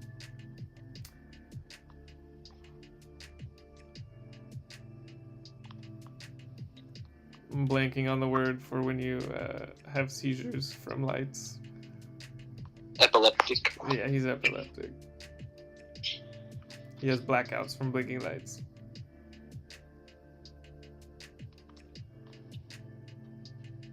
He blinks the confusion away and suddenly found himself standing in front of a slimy dumpster.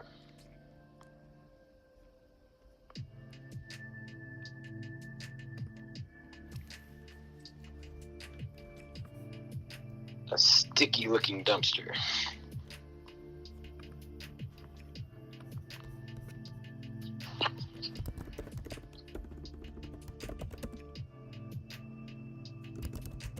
Found himself watching Alex disappear into a... Oh, very good. I like that. Moving the plot forward without having to set up the next sentence. That's perfect. Yeah. Okay. Take us away.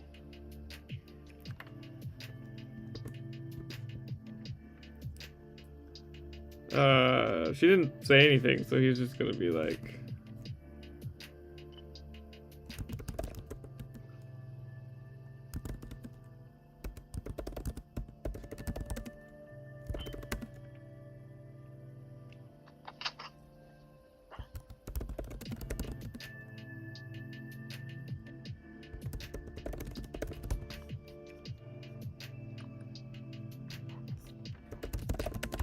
And with this, against his already feeble rationality and with the sound of scraping metal getting louder, he followed suit.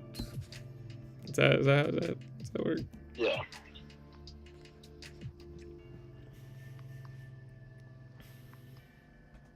So let's for a moment imagine where they're gonna be. I'm thinking like some kind of matrixy, cool, like central, like laboratory type. Yeah, so we're gonna shift from dark streets and flashing neon lights to a very pristine, clinical, white, sterile, just robotic screech. Lots of machinery. Pursuing. What's another word for robot?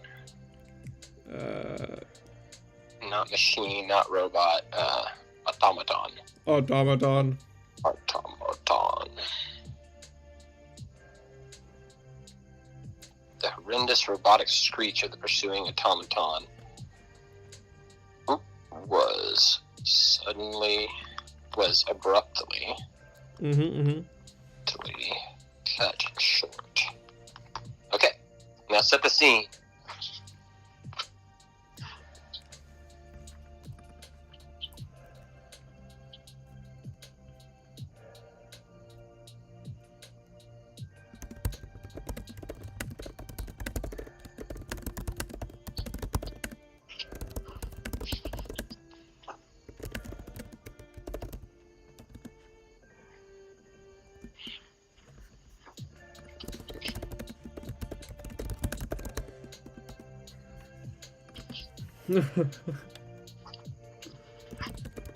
Pierce found himself with his face once again pressed against the cold ground. Why did I dive head first? Yeah, very good.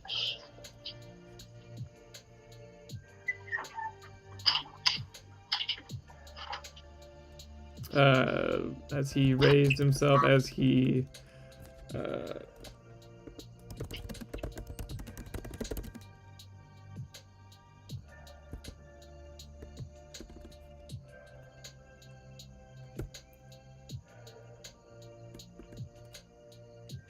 I'm missing the verb here for how he gets himself off the ground as he pulls Rose. himself as he. As he. Go for it. You know what? You just write what happens next. Okay. Okay. I can do that. Or can I? Okay, let's think. Brenda's automaton was abruptly cut short. Ferris Well, I was found gonna himself. I'm gonna edit this to was abruptly replaced with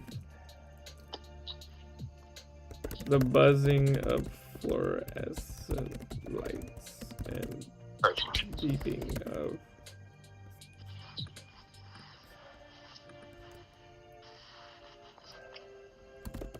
And a distant repetitive beeping. Okay. Okay. Or distant. I like clinical, so a distant clinical beeping. Well, I kind of wanted to use clinical later to describe the scenery more than the beeping. I'm with you. Yeah. So a distant repetitive beeping.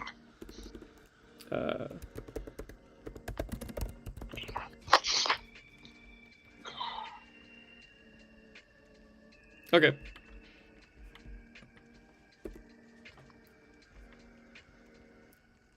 Of course there's going to be a Gorbo here in this weird hospital Matrix setting. Yes, I was thinking that exact same thing. Alex pulled him up with surprising strength.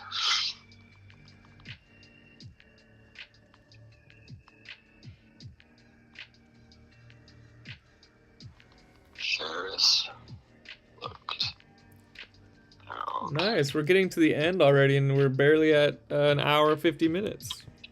Bro, we're killing it. What's our word count at?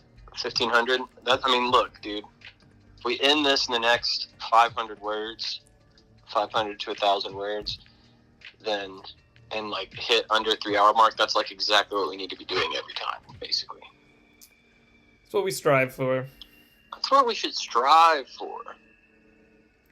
Also, next time we've been doing a lot of stories where the scene changes really abruptly. You know, we did the dream story, then we did the one we did last week, and now this one.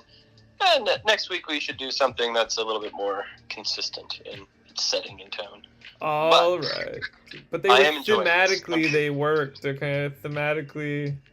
No, yeah. Look, I'm not saying we're doing it out of pocket. I'm not saying that we're getting repetitive, but I'm saying, you know, maybe next week we do like a high school story. It's just like a typical typical coming of age. No, we'll see. Typical.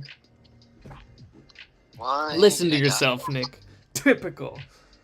Typical, yeah. Let's be conventional for once, you know. Let's just do like a straightforward rom-com. There's like a dick boyfriend that this like understated Sigma male wins over. I'm gonna send you some funk later. Think Thomas Shelby from Peaky Blinders meets what's his name from American Psycho. Classic Sigma icons. Oh. Okay. You lost me. No, I'm just kidding. Okay. Why did I die head first? Alex pulled him up with surprising strength. I just looked around at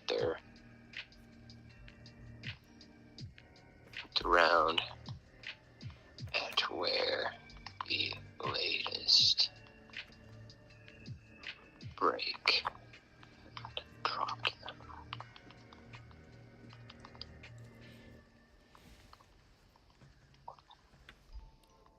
Pristine. Keep going. I'm cooking. It was a pristine white room with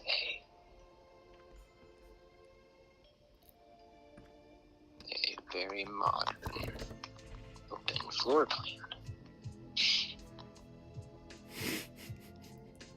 Okay.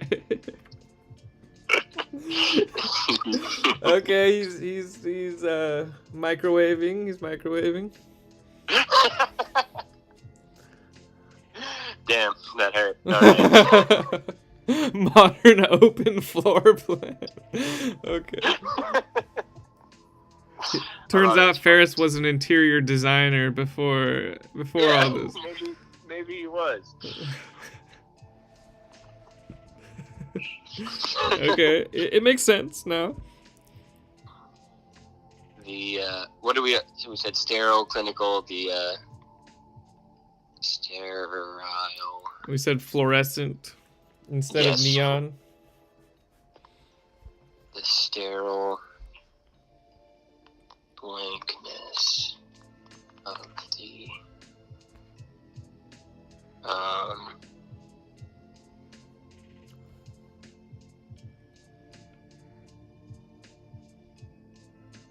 sterile blankness of the room, I'll just say, was broken only by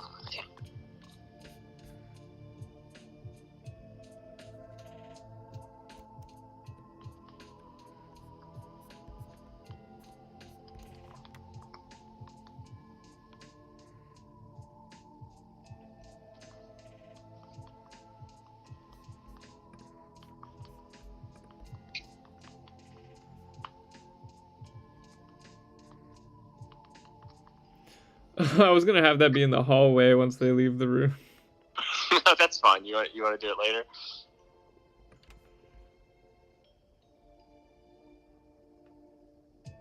Well, maybe they'll hear it from inside the room. They'll hear it coming in from the hallway.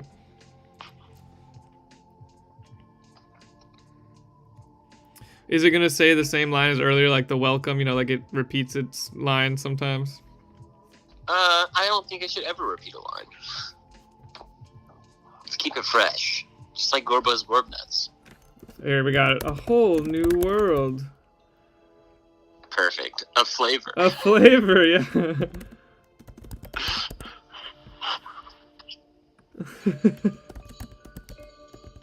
Okay, that's a bit aggressive. The stare.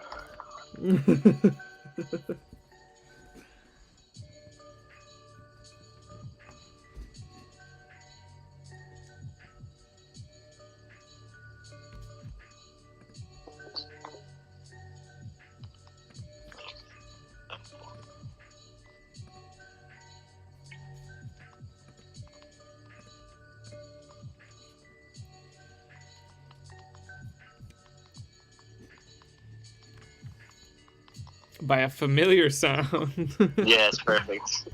But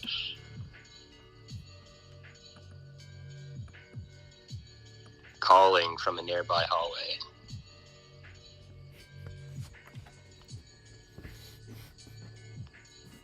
Oh, Gorbo.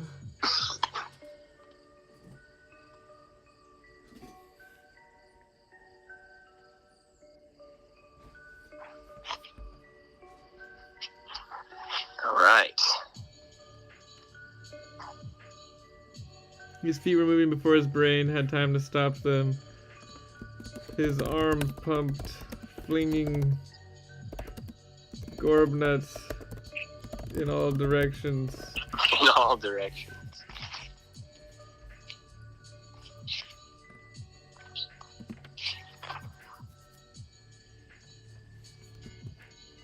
It's weird, I'm not seeing what you've just done. Oh, that was up above when he started running earlier. Oh, okay, cool. So I'm gonna have Ferris managed a smile.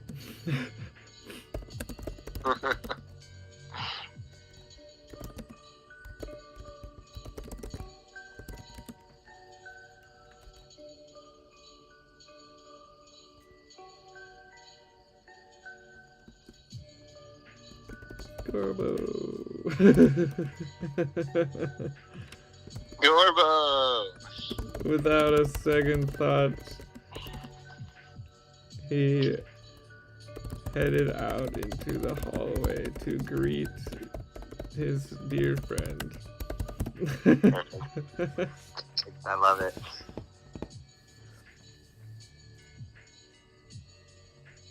Where did you write that the nuts went to the ground in all directions? Up here, his feet were moving before his brain had time to stop them. His arms pumped, flinging Gorb nuts in all directions. Okay, cool. Without a second thought, he headed into the hallway to greet his dear friend.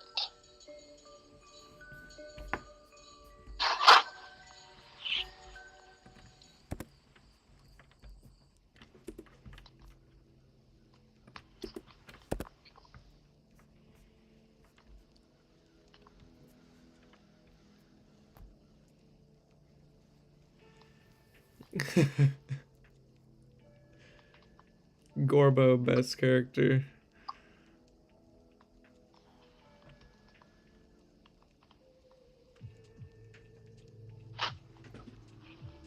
We're getting to the final scene here. Yeah, we're gonna have to. I don't think there will be any more scene shifts. No, I think this is our final destination here. Our final destination. It's gonna be so dumb when they walk into the last room and there's a giant Gorb nut machine. So I'm thinking like, look, we could have it be a giant Gorbo machine that's running this whole thing. Yeah, definitely possible. But what I'm thinking for the ending here is like they find out they're in a simulation, right? Or like a VR game that's like started glitching and come out of control or whatever. And they're trying to wake up from it. And then like they do, right? They wake up from it. Then like as he leaves his apartment or something, there's like a Gorbo vending machine, you know? And it's like, oh, maybe they're not escaped kind of situation, you know? Yeah, okay, I like it. Okay, cool. We'll head that way then. It could be both. It could be... Yeah, you're right. It absolutely could be both. All right. Alex's powerful little voice stopped Ferris in his tracks. What about with his hand on the door handle? Okay. He's gonna go visit his best friend. His frantic momentum caused a single Gorb nut.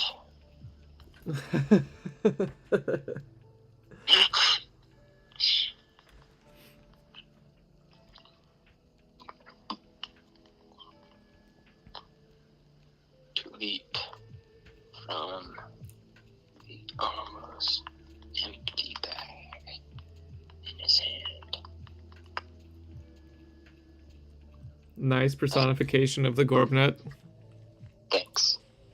I learned it from watching you. That's the nut. Gorb nuts don't fall, they leap.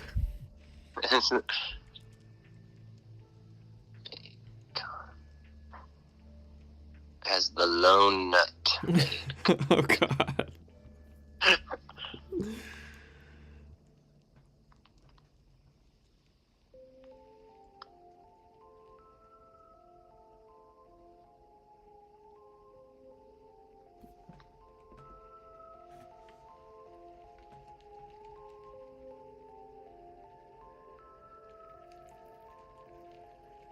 Vaporized in a...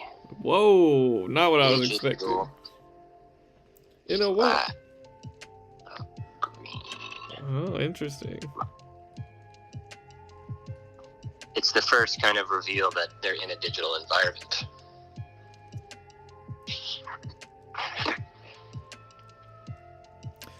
She's gonna like say that she suspected it all along or something, but Yeah. She's been building a case. mm-hmm.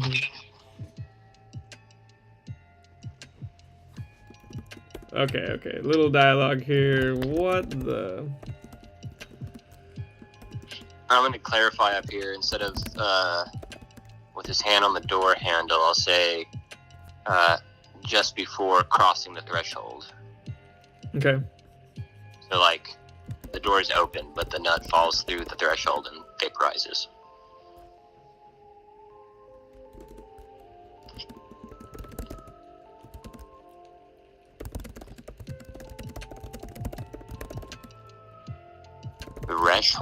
Threshold?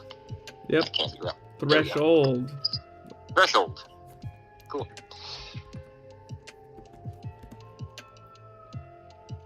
What did she call them earlier? She said like there's the world is She said something like breaks. There's breaks. That's, I think, what we said.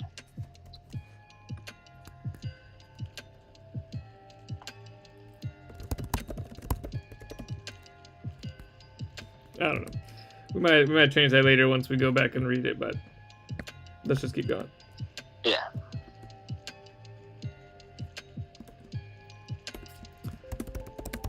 The rest of the Gorb nuts. Why would he do that? They might disappear. He's afraid that they're gonna also disappear. Oh, he dumped them into his mouth. Okay, no, I didn't read the in his mouth part. Okay. I was like, why would he dump the rest of them? Yeah, that's good. That's good. I like that.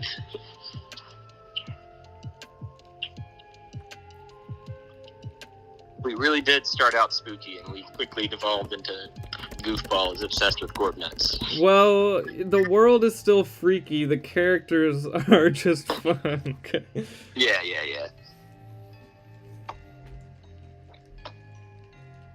Like, I would be more weirded out if I was stuck in this world, but, you know, Ferris, Ferris has essentially lost his mind. He's a nut. Nutcase. Yeah, he's a nut. Oh, there's a title on that for sure. Yeah, I'll think about it later. Okay. The world has been... what the? I suspected as much. The world has to be some kind of simulation with all these breaks in reality.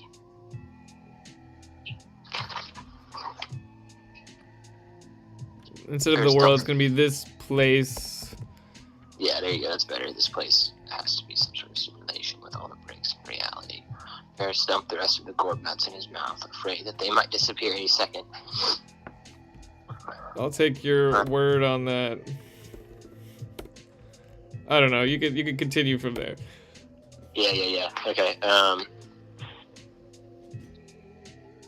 Yes, Kraken. We need to get more Gorb nuts as soon as possible.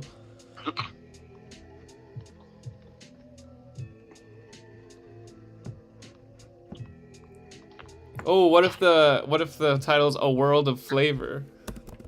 Oh. Okay. That's A world of working, Flavor Town. Flavor City. That's the working title for now. Yeah. Alright, I'll come back to that.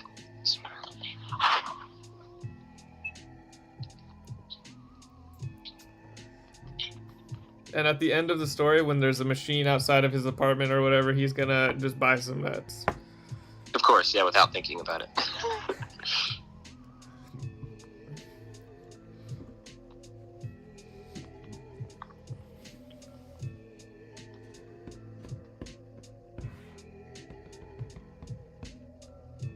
Ferris couldn't bear the thought of...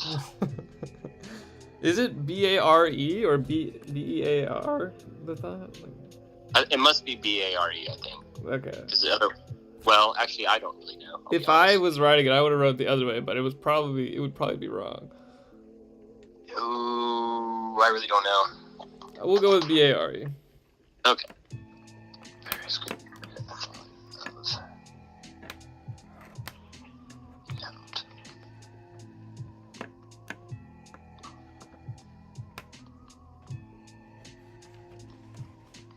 Delicioso.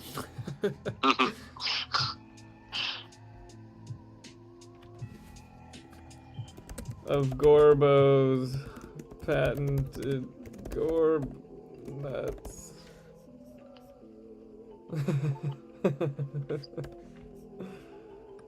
Single one of Gorbo's patented Gorb nuts. Perfect.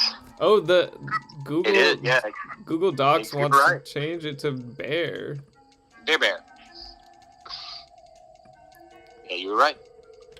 Huh. No, don't delete it. Alright, good. No. This is what The lag Kraken is throwing us off. Kraken shows I'll up write it. specifically for this. Don't write No. it. Don't delete anything else. I got it from here. Alright. I really wanted to delete it again, but I did not. Keep the chaos coming. We all know that Blue Moon Kraken thrives on chaos. I'm sorry, Captain Kraken OG thrives on Yes, chaos. don't forget the new title. His rank has increased. Okay, Paris couldn't bear the thought of missing out on the delicious flavor of even a single one of Gorbo's patented Gorb nuts. Okay. Your turn. What? Oh, okay. I'll keep going. You're right. I think it is your turn, but if something comes to me before you write, let's think.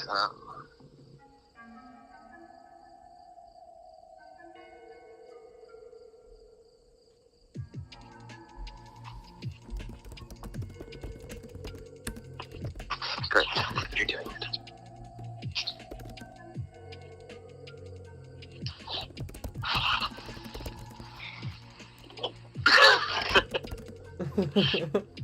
Impressed by the volume of his mouth. No, but like by his reaction to being in a simulation. By his reaction being what? To being in a simulation is like so nonchalant. Yeah, just say impressed by his nonchalance, or impressed by how well he was taking the revelation. Yeah, that's my...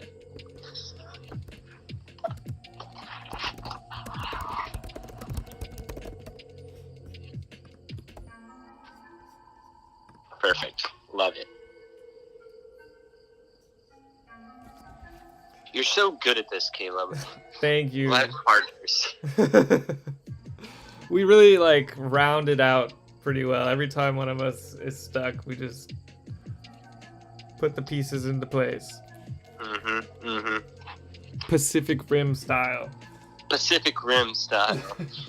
Now I have to watch that movie to see if that even makes sense. I think it does. I don't really remember, to be honest. I don't remember that movie. I mean, I get the concept that they work together to make the machines work, but I don't know if it's similar to how we work together to make these stories work. I mean, kinda. They like sync up or whatever, I think. I don't know. I know that John Boyega plays Idris Elba's son in the second one, but that's all I got. That's not enough to go off of. Not helpful, I know, but it's the only bit of information I have. Alright, I'll go next. I just looked at him, impressed by how well he was taking the world-shattering revelation. Okay, wait, but she yelled wait, so now she has to, extrapolate. Mm-hmm.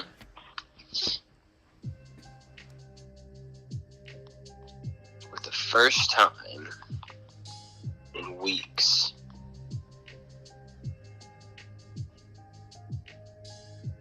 she had no idea. No. First time in weeks, pattern of this place eluded her.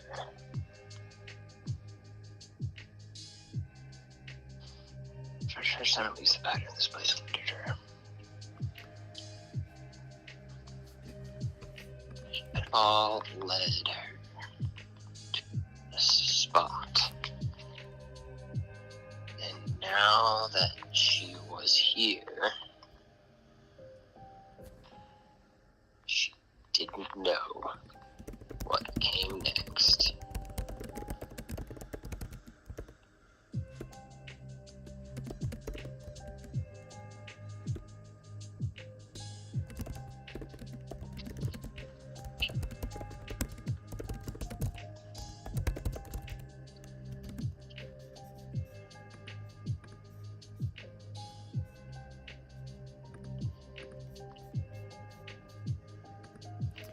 Okay.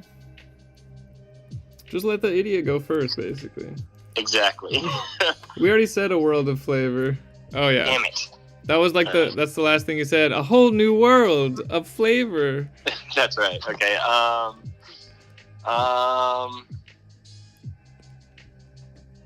It's gonna be a different voice. It's gonna be like, get your nuts here. Nuts. Get your nuts. Okay, you take it away. You got it. You got this.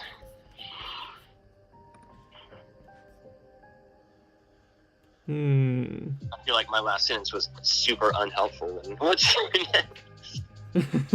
That was you writing about how you don't know what comes next? Essentially, yes. Yes, it happens sometimes.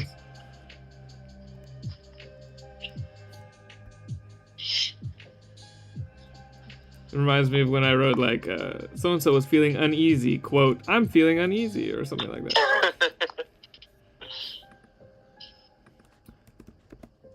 I'm not sure what comes next.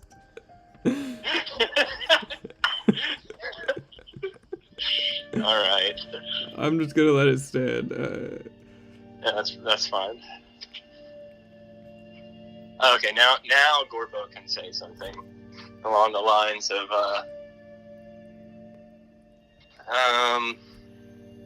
unsure what to do next. Try Gorb nuts.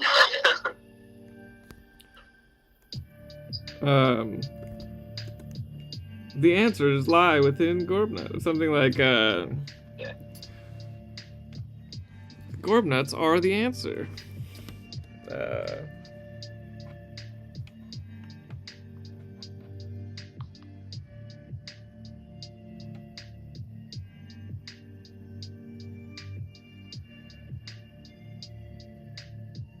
Choose Gorb nuts. They'll never steer you wrong.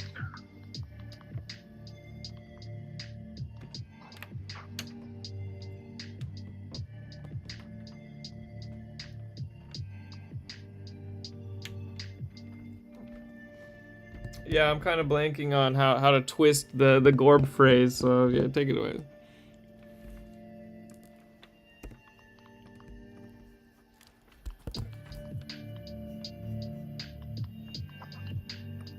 I'm gonna change it from wrong to wrong. Perfect.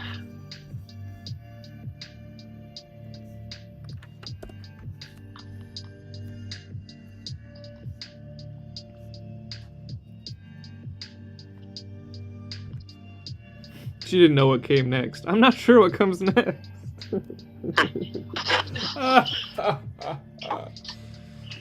That's good stuff.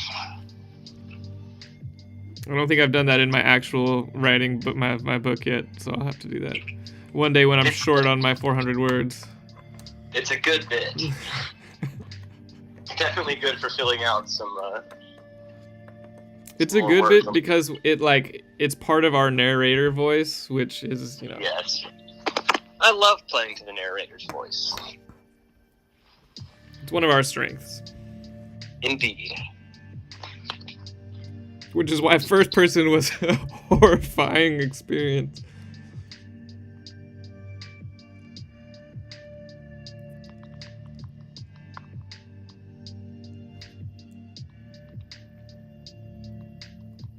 We can trust Gorbo. I know you don't like Gorbo. I never said that.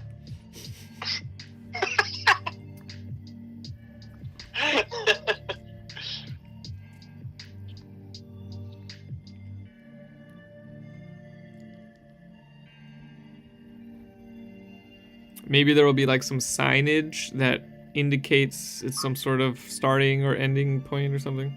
Or like what the building is. You know, medical type buildings always have signage everywhere. Yes. Like what though? Like something really blatant and clear, like I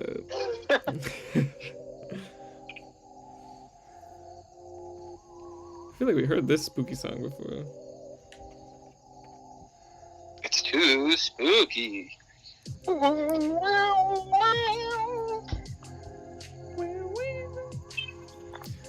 Okay. No more wow-wowing. We got this. Okay, yeah, we got it. Let's hone in here. Wait, the mechanical voice distorted into a deep vibrating rumble. What? Nani?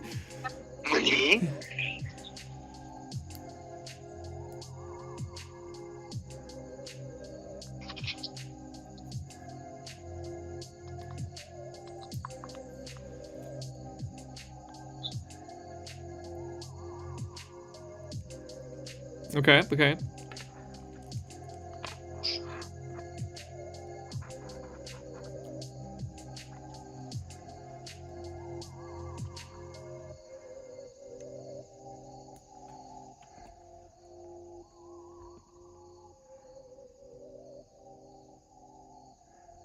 Oh my gosh.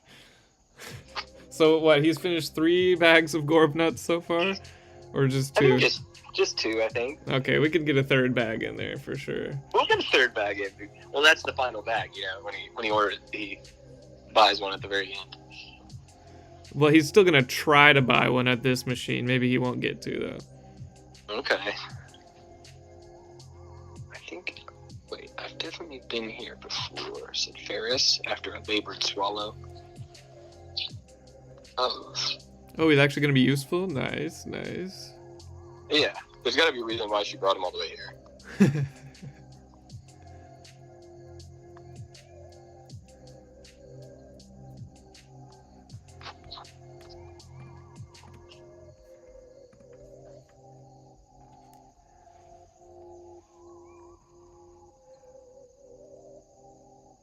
Okay.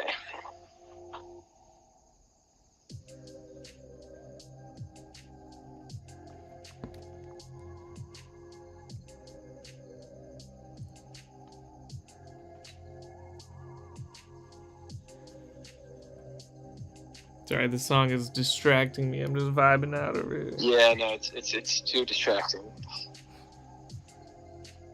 It'll be done soon.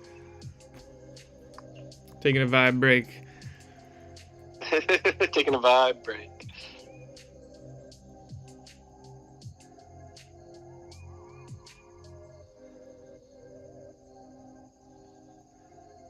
This is where it all started. The unhinged man. Whoa. I was trying to think. I was gonna say addled because I keep like addled, insane, unhinged. I don't know. You can fix that if you want. Oh, I thought you were referring to some other man. So yeah. I No. guess I'll I'm talking about Ferris.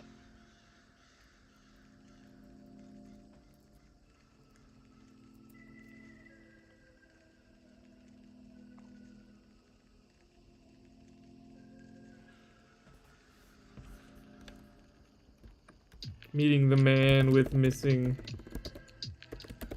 marbles. The marvelous man. The marbleless man.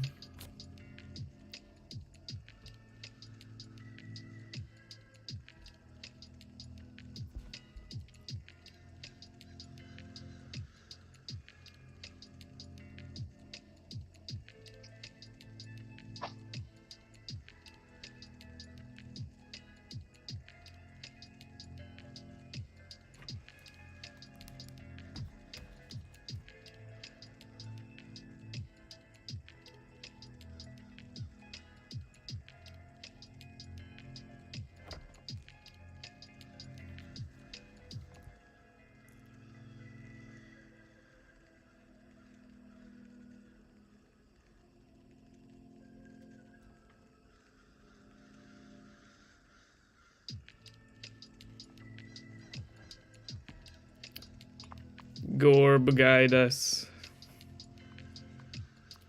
Okay, now it's your turn.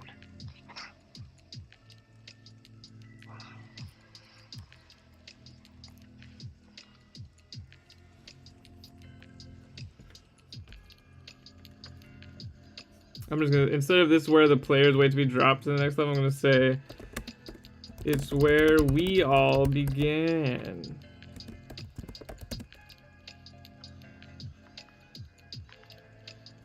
Okay.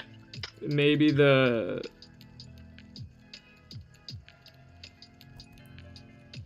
source of the problems also began here.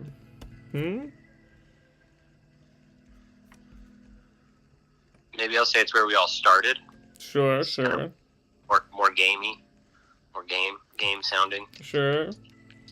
Maybe the source of the problems. Of the errors. Glitches. Glitches. The source of the glitches also began here.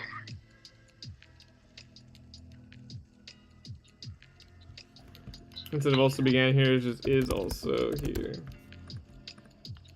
Do you know the Muffin Man?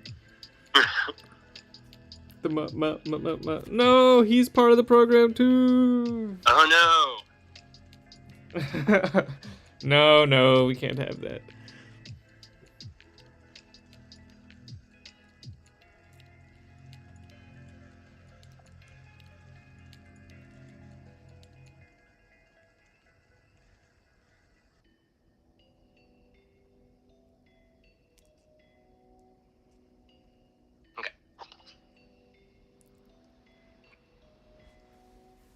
I don't think he remembers everything. no, definitely not. Take us there. Take us to a place of his confusion.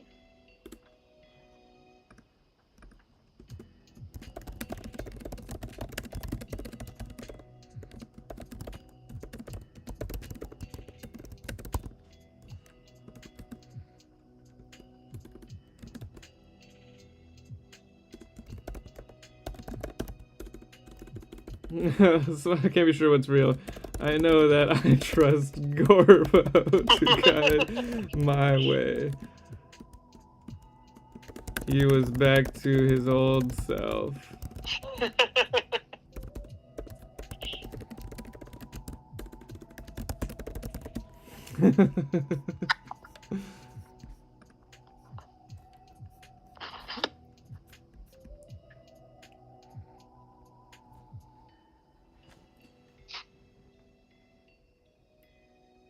Okay.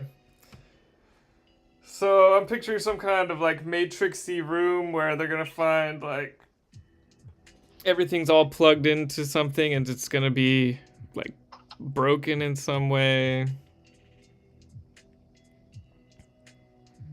Okay. So like a room full of like servers, like a big white room full of servers, and one Gorbo machine. And Full of Gorbo machines and they're all talking at once. oh no, so it's like a room full of servers where everybody's plugged into the game or whatever. But like there's also like a Gorbo nut machine there that's like plugged into the same outlet as the servers, and it's like corrupted the servers somehow. Yeah, or one of the like the main server is glitching in and out of being a Gorbo machine. Yes. One of the programmers accidentally programmed a Gorbo machine in the same place as like a main server. They dropped a Gorb nut into the. Yes. No. Oh, okay. No. Yours was closer to what we're looking for. Okay. It was him. It was Ferris. He had accidentally programmed a Gorbo machine where the primary server was located. And they were occupying the same space in Schrodinger's nut machine. Yes, that's something like that. Yes. Yes. Something kind of like that. Yes, we've got all the spices, but no stock for the soup. Okay. Let's think here. So they haven't seen the other vending machine yet. So the one that was calling to them can certainly be the one that's glitching in and out of the server room. What if while they're walking up to it, it glitches out and there's a hole in the wall behind it that leads to the server room? Like it's kind of like covering the secret passage to the server room. Okay. Yes. Yes. I'm feeling it. I'll start typing. You keep thinking. Okay, perfect.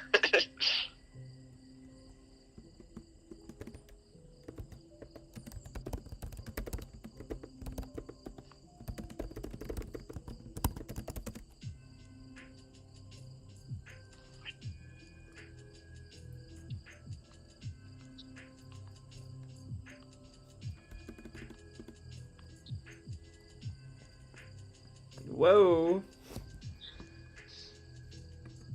He's cooking with nuclear material. Yes.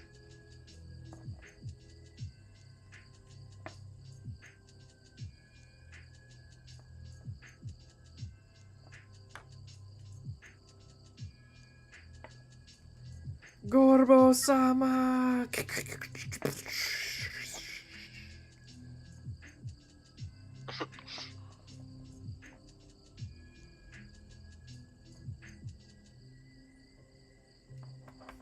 Their feet? I was like, I'm picturing more like the floor, kind of like.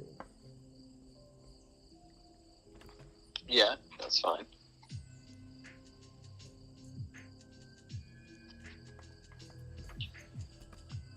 Their footsteps left.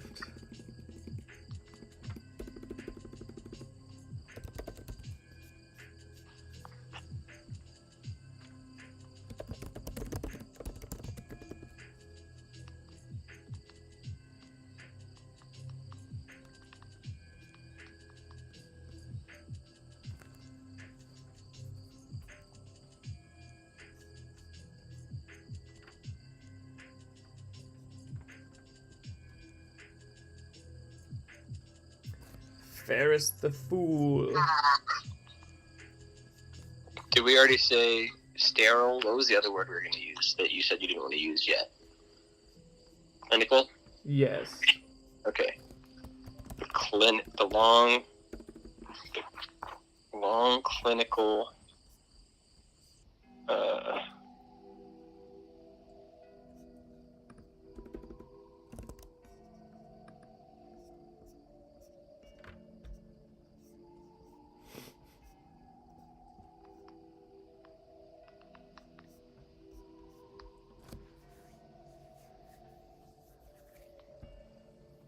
was punctuated by a vibrant man, what's another word for flickering? We've definitely used flickering too many times.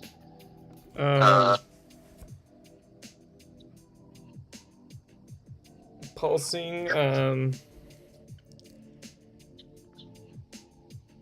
Erratically flashing. just erratic, I guess. Okay, yeah. By the vibrant, erratic.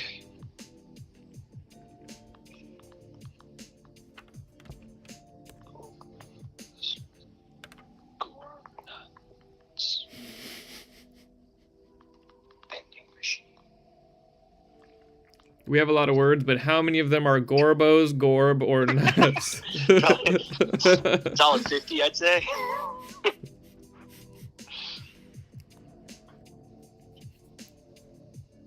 Flashing of a Corpus Coordinate vending machine.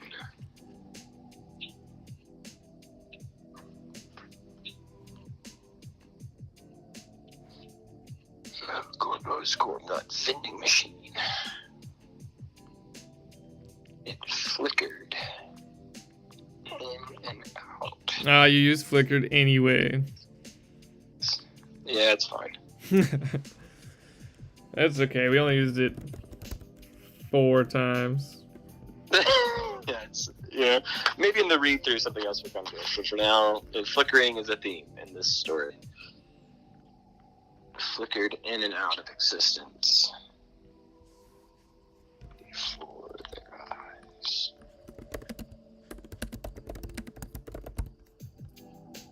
Yeah, perfect. Time machine flickered in and out of existence before their eyes. Comma, revealing a passage behind it. Yes.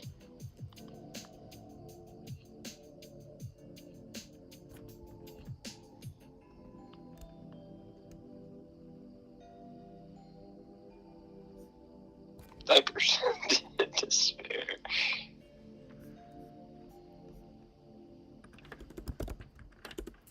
Oh, thank you. Despair. Despaircito. Despaircito. With each disappearance, Ferris felt despair. Wait, pause.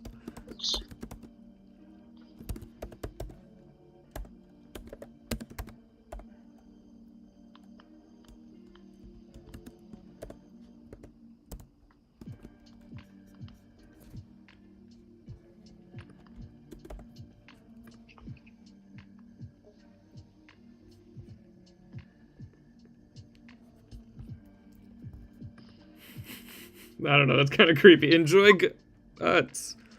Yeah, no, I like that. Yeah, it's good. All right, take it away.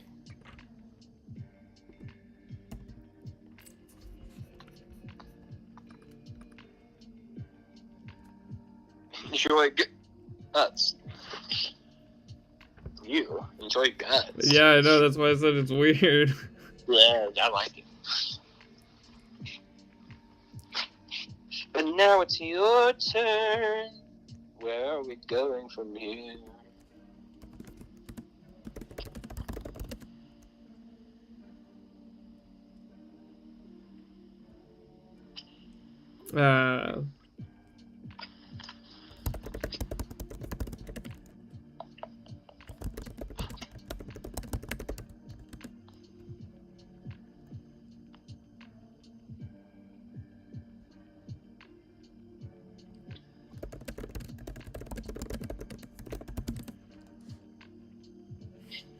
Ooh, I like that. The machine enthusiastically spat its mottos at them in moments that it could. Okay, I'm going to change it a little bit, though. I'm going to edit it a little bit here. I'm going to say, spat its mottos at them. Well, I had it, but then I lost it. The machine enthusiastically spat its mottos at them.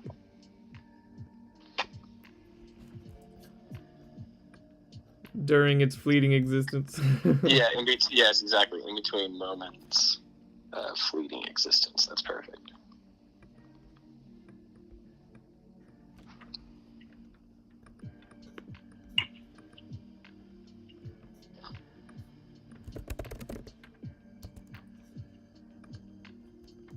Okay. I think we have to buy some nuts.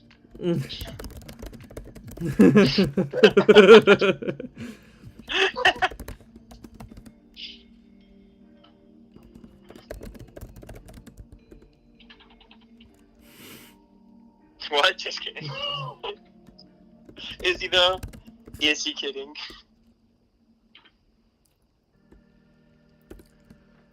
I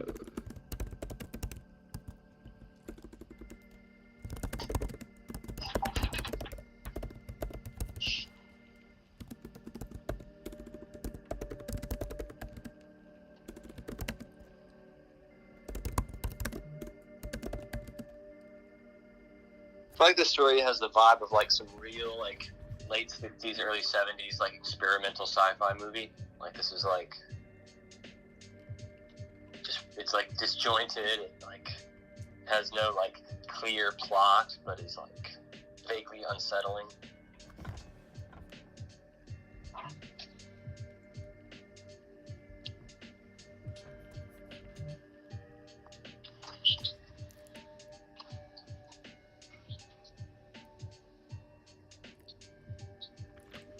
Sorry, what were you saying? Oh, nothing. I was just saying that the story has like the vibe of a late 60s, early 70s experimental sci-fi movie, like scant on plot and full of unsettling imagery. Okay, yeah. And fun characters, right? That's our flavor. You know, that's we took a genre and always had our flavor of goofball, screwball characters.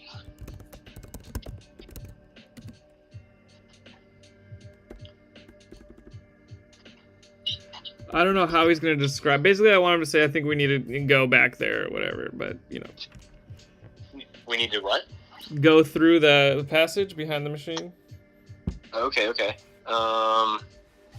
Okay, Ferris saw that Alex was unconvinced. With a sigh, he pressed on. Wait, no. So, yeah, wait. Instead of saying all that, actions speak louder than words.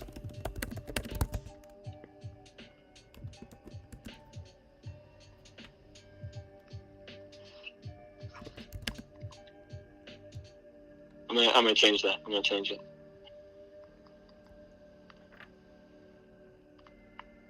Okay.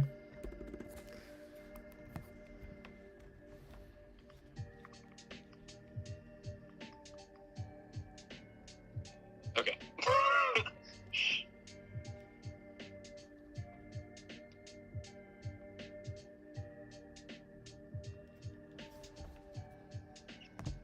I know you don't believe in Gorbo, but just follow my lead. Well, she doesn't trust Gorbo. Yeah, there you go. Yeah, I know you don't trust Gorbo.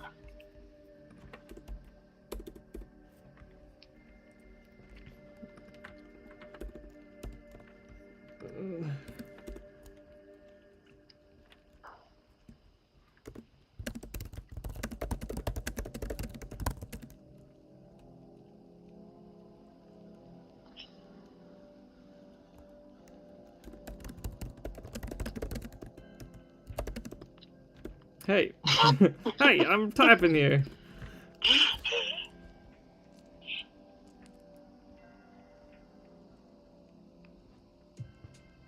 Now go for it.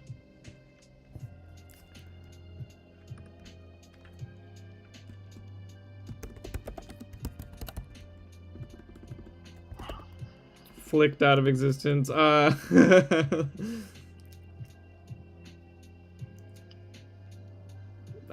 I need another word for flicked out of existence. Because it's not Blink. faded. Oh yeah.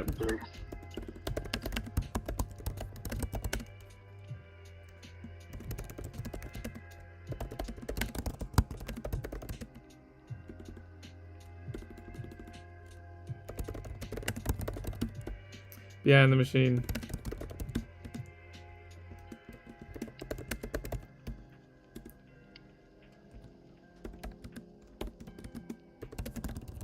Okay. What do you think? Okay.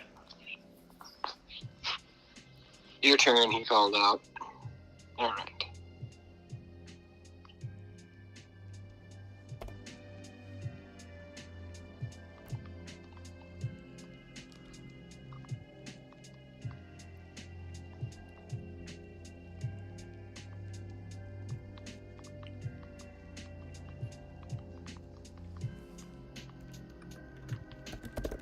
But she noticed the area around her was...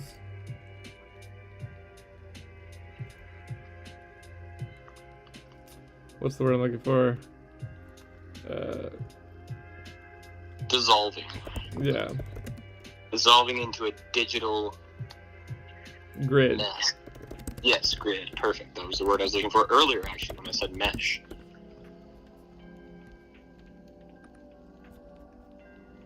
I still want this part in its character building.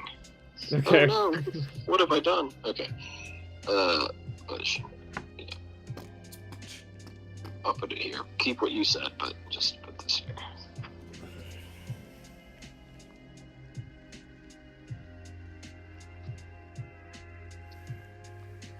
Okay.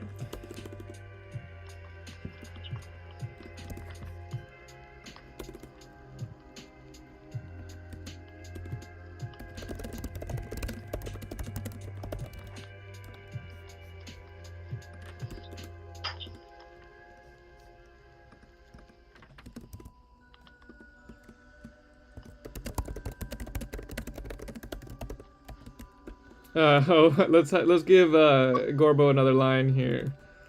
Okay.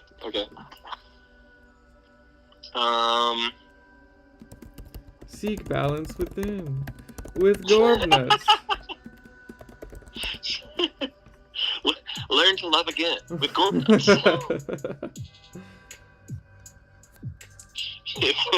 I'm gonna replace it with learn to love again. Okay.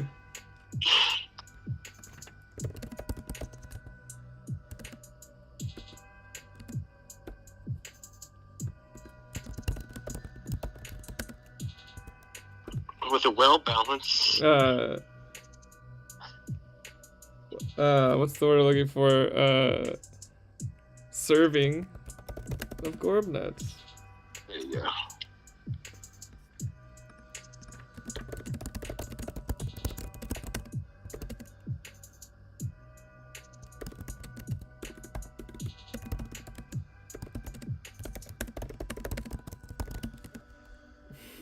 Okay.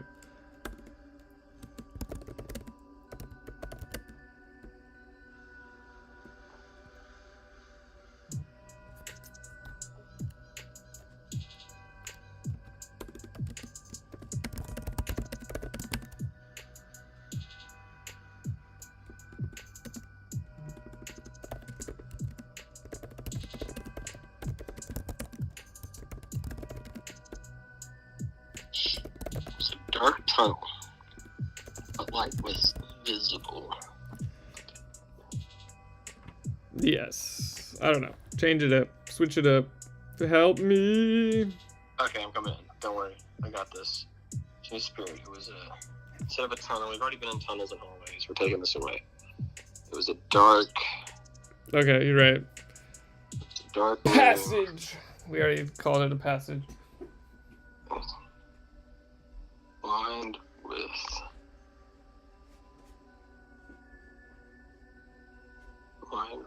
tall boxes filled with blinking lights. Let's say flashing since we just said blinking. Flashing lights.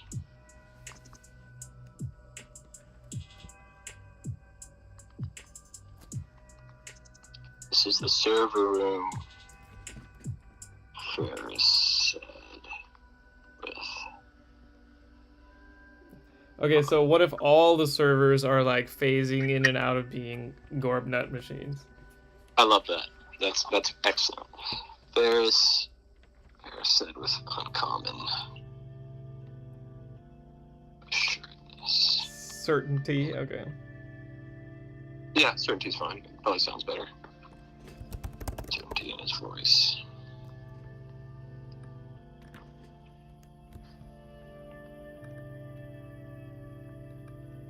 Clarity, maybe? I think just uncommon certainty. Okay. Brevity is the soul of wit. This is the server room. Certainty. Are you cooking? I think I created this. Nice.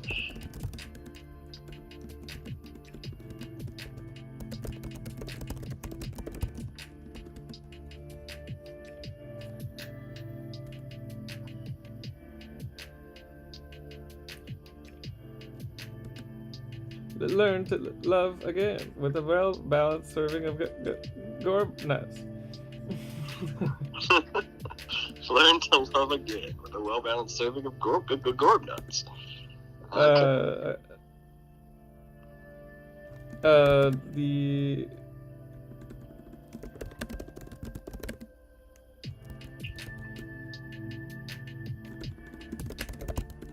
At first, nothing seemed out of place until they realized the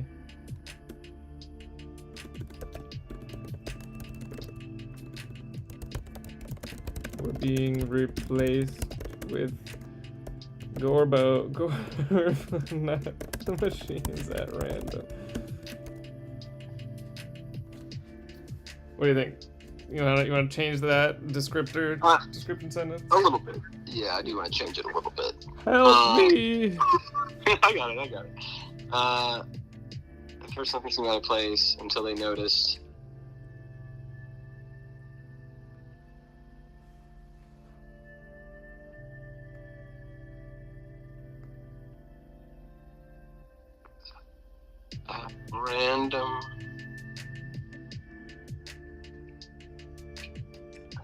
Random intervals.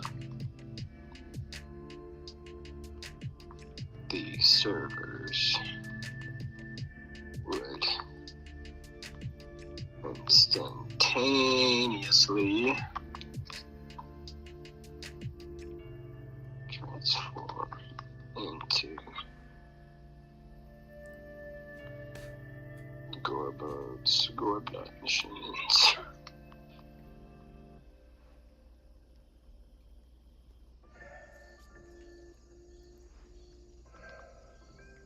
Then, just as quickly. So what are they gonna do? Are they just gonna break all the servers and hope that they get like ejected or something?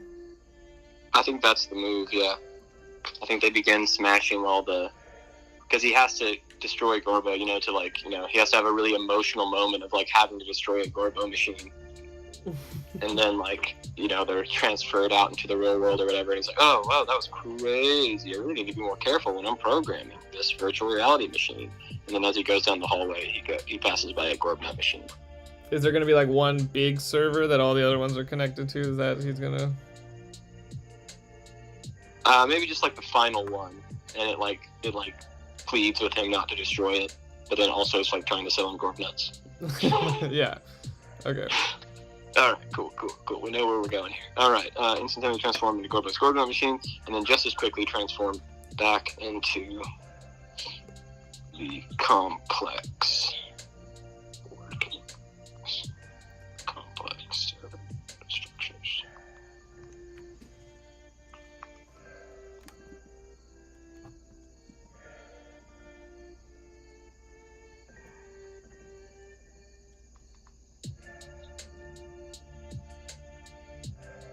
Well, I guess we should probably reveal that.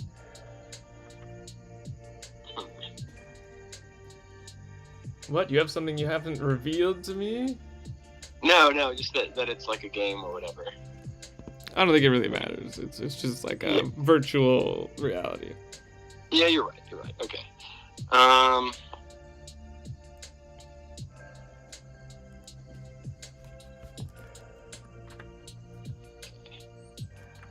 These.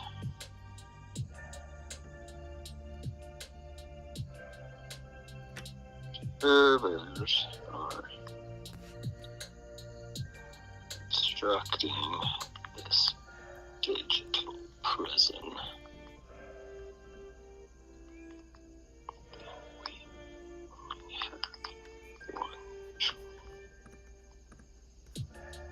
Dang, we're at 2268 on word count. Yeah.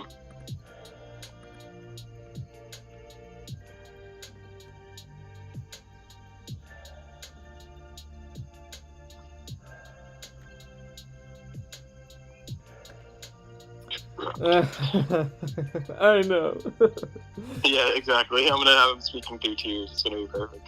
Interrupted. Okay.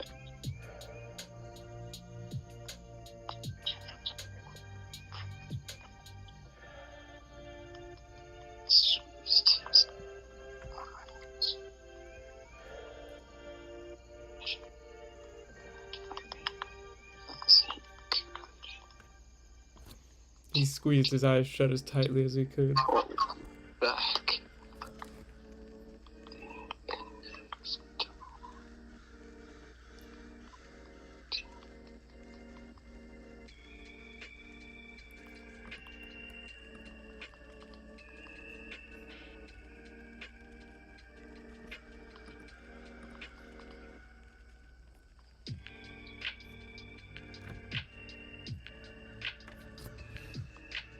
All right, Nick. I get it. You sad.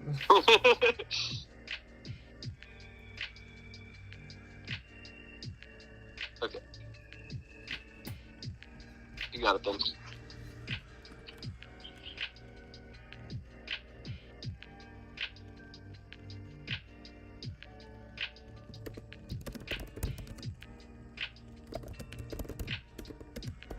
Remember the rusty pipe from earlier?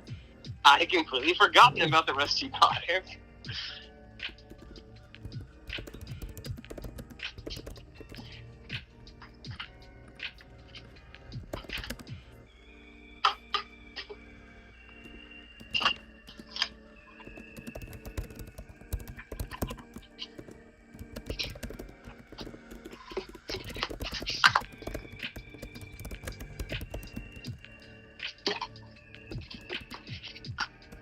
And then Gorbo's gonna say something. Kraken, you're just in time. We're wrapping it up right now. I didn't even realize Kraken had left. Where'd he go? He went to eat dinner. Classic. He went to go play Spider-Man 2 more like on Captain Kraken OG's Steam. Steam channel. Watch him Twitch stream channel. Spider-Man 2. Oh yeah, Twitch I channel. never expected I'd have to use this on you, but you're fine. Gorbo's gonna say something. He's gonna say.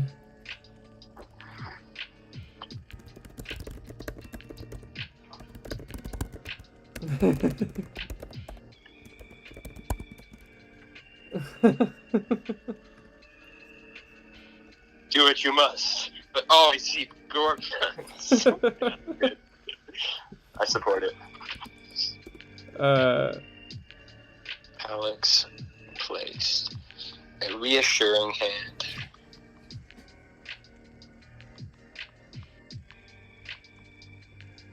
Shakes his shoulder. Craig said, "What do you mean? I was just testing the camera. I found a camera for the PS5 earlier for $25." Oh, that's tight. That is tight. That's a steal. I'm just trying to get people to subscribe to the Twitch channel. But Captain Kraken OG streams Spider-Man 2 on the PS5. Okay. Little Alex. hand. A reassuring little hand on Ferris's shoulder. Oh, it's a callback to when she tapped him on the shoulder. Yes.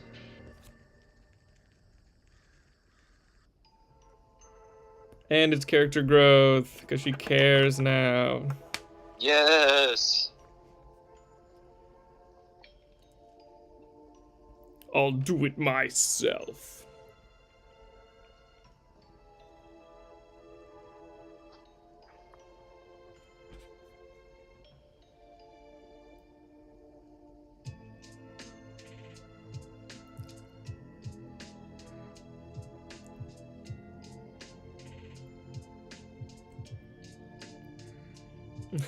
Yes, describe the scene in a quickly. Yes.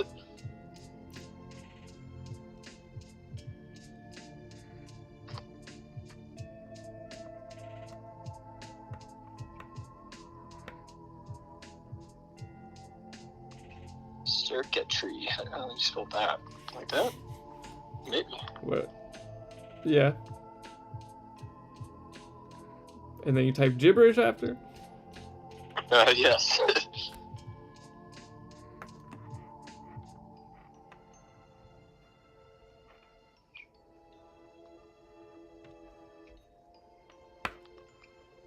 A world of flavor.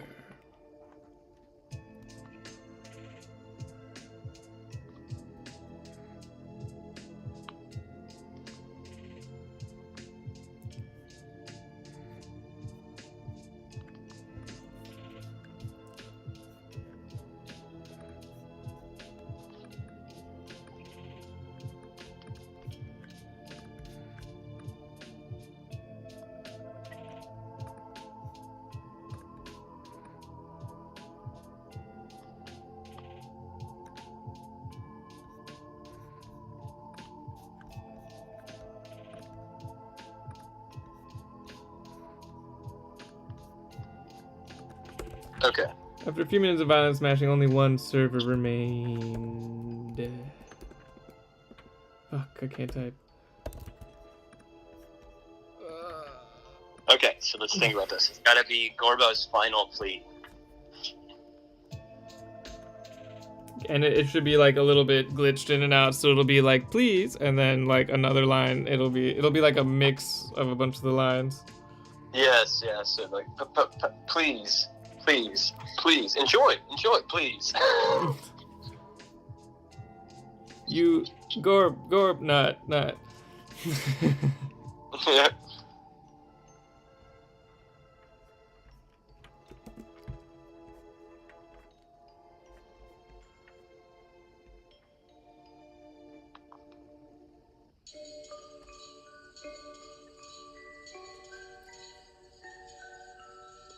I'm gonna go back to some of his other.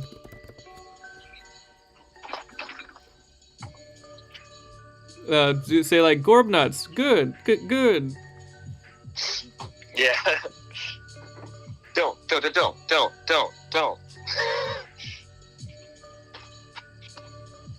Or like great deals is one from earlier. He also said now only 472 earlier.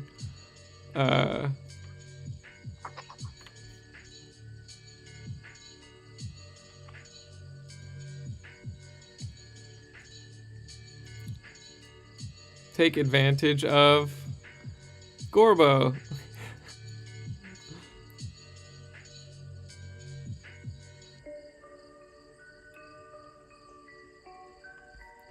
Gorbo, keep you safe. Safe.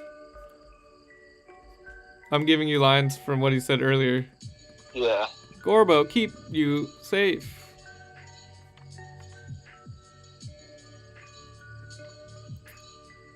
Welcome to a world. World keep you safe. And then, you know, at the end they find out that it was keeping them safe from a horrifying existence.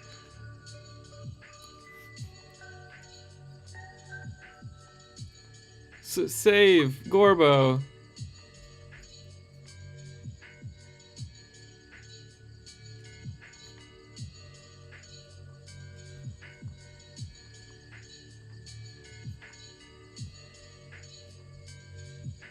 Choose safe. I don't know. Love. Oh yeah. What was his last line about the? Learn to love. Okay, but please, enjoy. Don't, Gorbo, keep you safe. World, keep you safe. Love, Gorbo.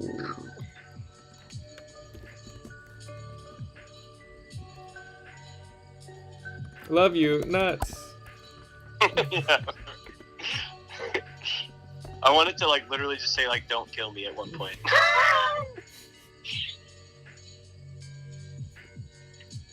Please enjoy. Don't Gorbo keep you safe. World keep you safe. Love Gorbo love you nuts. Steer you wrong.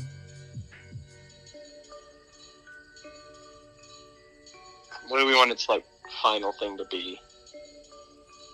I kind of like ending it with the love you nuts. Yeah, okay.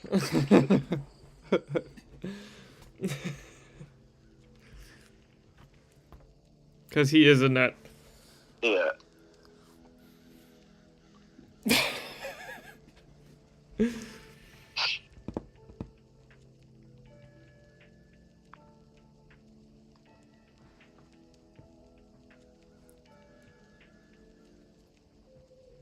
Okay. You wanna finish this part?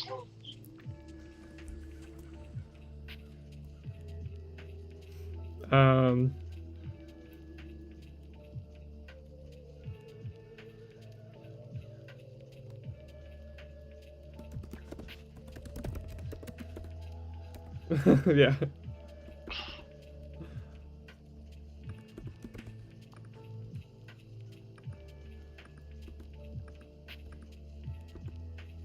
Love you too, Gorbo. Sorry.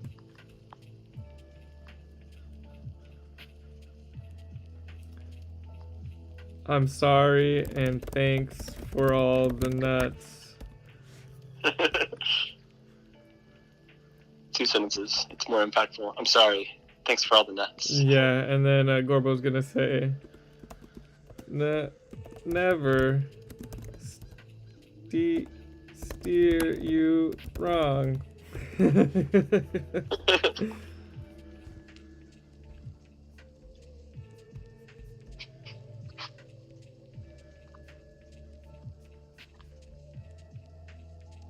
Savings.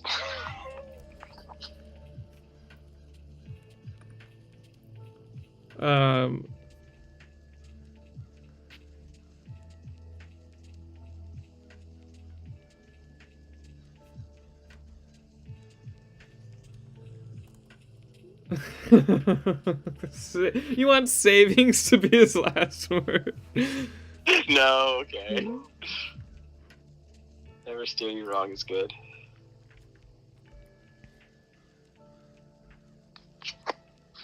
I want savings to come before that though. Savings that never steer you wrong. No. What? Save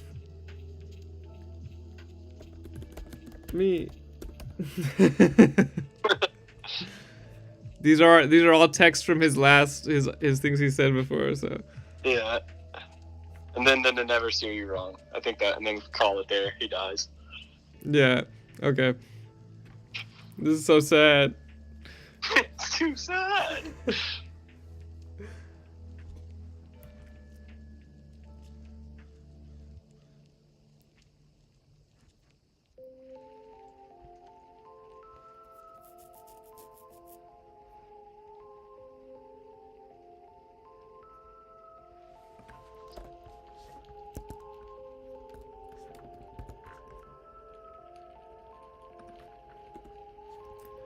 Okay, and then Ferris closed his eyes and swung with all his might. Perfect. Next paragraph. When he opened. Yes, his eyes. When he opened his eyes, he was back at his desk.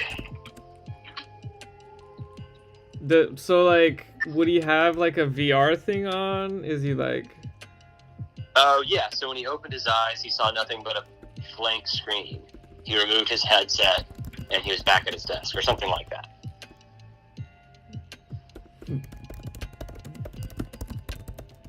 Oh yeah, use flickering one more time. Yes. Might as well. It's a theme. I don't think that's what the theme is, but it's okay. Don't worry about it.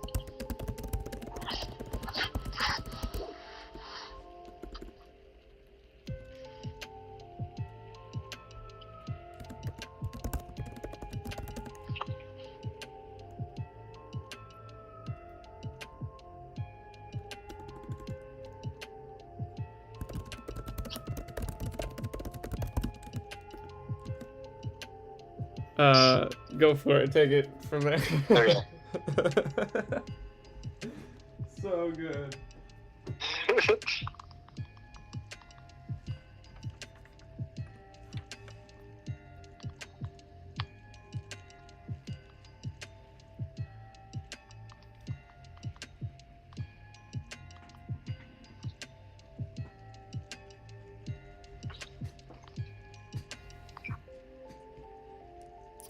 More thirsty. He was thirstier. Yeah, you're right. He was parched. He was more parched than he'd ever been in his whole life.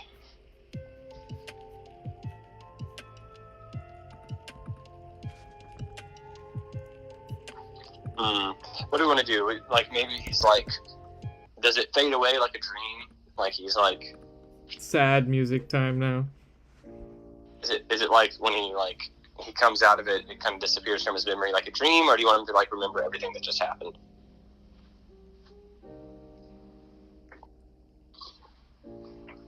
I don't think he would like fade from his memory like that. Okay.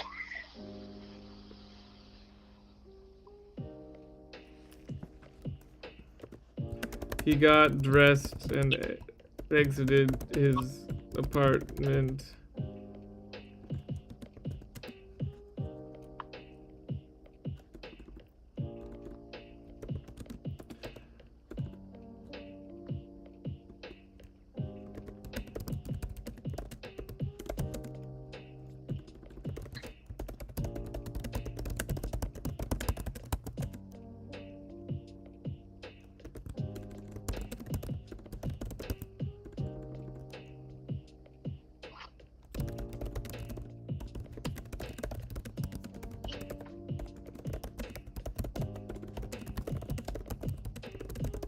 Huh? Okay, wait. I'm just gonna say from under a familiar looking. Okay. Outside the store. And then it'll say something, right? He smiled softly and pulled $4 $2.72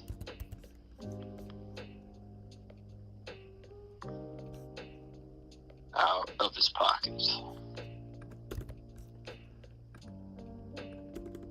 Okay, yeah, and then of course the machine has to say something. Yeah, that'll be the last line. What did we name this story? A World of Flavor? Yeah. Okay, so... Welcome to... yeah, exactly. It should say, like, welcome back to A World of Flavor. Yeah, sure, yeah. You don't seem enthusiastic. I was trying to fix this other line, but I do like that. I mean, there's so many possibilities. It's tough to say. Yeah. So I was also thinking, like, welcome back. I like welcome back because it makes it, like, What was the first thing it said? It said, Gorbos, Gorbnuts, good for the body, good for the soul.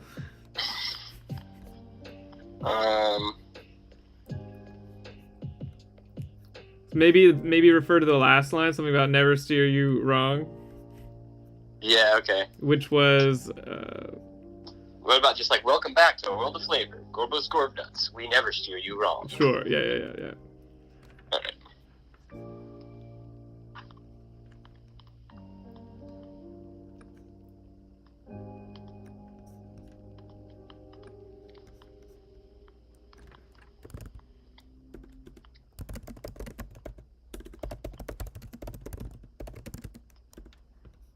Okay.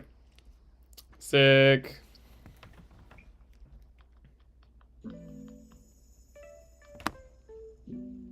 Boom. We've done it. We've done it again. It's such an emotional ending. Where's the chat at? Are they still with us? Yeah, I mean...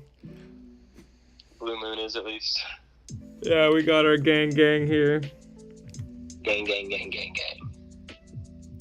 Oh my gosh. And we are at 2560 on the word count. That's pretty good. I mean, from where we started to where we ended up, it's pretty good. It's pretty damn good. Yeah, I'm happy with it. I'm glad we got here. A world of flavor. I'm ready to rock it. There it was. Just like last night and the night before that. Those same little creaks and groans from down the corridor. Ferris noted the time. 12 on the dot, just like last night. He'd been trapped in this contorting labyrinth for weeks now and was just starting to get the rhythm of the place. But his familiarity didn't curb his terror. He spent most of his night huddled in the safest looking corner under the flickering vending machine, covering his face with his oversized parka. The only sense of security he had in this desolate nightmare. An eerie voice slipped through the air from somewhere nearby. Hello? I'd like to go home now. Ferris was shaken out of his fear for a moment. Since he had stumbled into this sector, the only voice he had heard was the robotic voice of the vending machine. Gorbos, Gorbnut. Gorbos, Gorbnuts. What is Gorbos? It's enthusiastic. Okay. Gorbos, Gorbnuts. Yeah. Good for the body, good for the soul. Ferris shakily got to his feet, brandishing the rusty pipe he'd found in his wandering with great hesitation, unsure whether to trust what he was hearing. He knew all too well his sanity was hanging on by a thread. He was just sane enough to know that those late-night conversations with Gorbo were probably not as deep and comforting as they had seemed at the time. I kind of want to change Alex's first line. Just make it hello, I guess. Okay. Quiet, Gorbo. Someone will hear you, he whispered. Part of him wanted to stay under the safety of Gorbo's light, but the sound of another human's voice compelled him to investigate. He peeked around the corner and was dazed by the distant flickering strips of neon light. His lack of sleep made time move strangely. It was as if he had looked down this hallway before. He wasn't sure how long he'd been staring at the strips of light. He could have sworn there was movement between the flashes, but nothing was visible during the next fizzle of light. As his anxiety was reaching its peak, he felt a tap on his shoulder. He jumped back, flabbergasted. Gorbo, don't sneak up on... Oh. He looked down at the top of a little blonde head. His mind reeled as the intense fear melted into sympathy for this lost cute little girl. But then a cold suspension crept into his awareness. There was something not right. But that was supposed to be suspicion. Oh. But then a cold suspicion crept into his awareness. There was something not right with the way she hadn't yet met his eyes. She was looking past him wordlessly at the flickering neon. The vending machine whirred back to life. Look out for these great deals. Thanks, Gorbo. Thanks, Gorbo. How long have you been talking to that vending machine? You can't trust a word they say, she said in a flat tone. The machine chimed in cheerfully. You can trust us to provide you with a well-balanced, cheaply priced Gorb Nuts. Now $4.72. Gorbo and I go way back. He'd never betray me, Ferris said confidently. You, on the other hand, I'm not so sure about. A little girl wandering a spooky labyrinth of neon and looping hallways. How'd you get here anyway? I could ask you the same thing. The fact that you talk to a vending machine doesn't give me much confidence about your mental faculties, she said with a cocked eyebrow. Look, I know I'm not doing great upstairs. Wait, did you hear that? There's nothing to worry about, as long as you take advantage of our great deals on our great nuts. Great idea, Gorbo. Ferris walked up to the vending machine and rifled through his pockets for his wallet. He managed to pull together $4.42. You got any change? Oh, wait, I lost my change. I lost my place. You got any change? I just need like 30 cents. The only change that needs to happen here is a change in your perspective. You've lost the plot, old man. The little girl chided him with unsettling conviction. She checked her Hello Kitty watch and decidedly headed away from the hall they'd been looking down before sighing and doling out 30 cents. Hurry up, before we miss the scene change. Ferris excitedly grabbed the coins out of her hand and fed them into his old friend. Gorbo spit out a sack of patented Gorb Nuts. Enjoy your fresh, never-frozen Gorb Nuts. They'll keep you safe from overspending. Thanks, Gorbo. I'll miss you. Wait, scene what now? Ferris hurried after the little girl, greedily gobbling the brand name Gorb Nuts. The brand name was a good insert there. The vending machine called after them.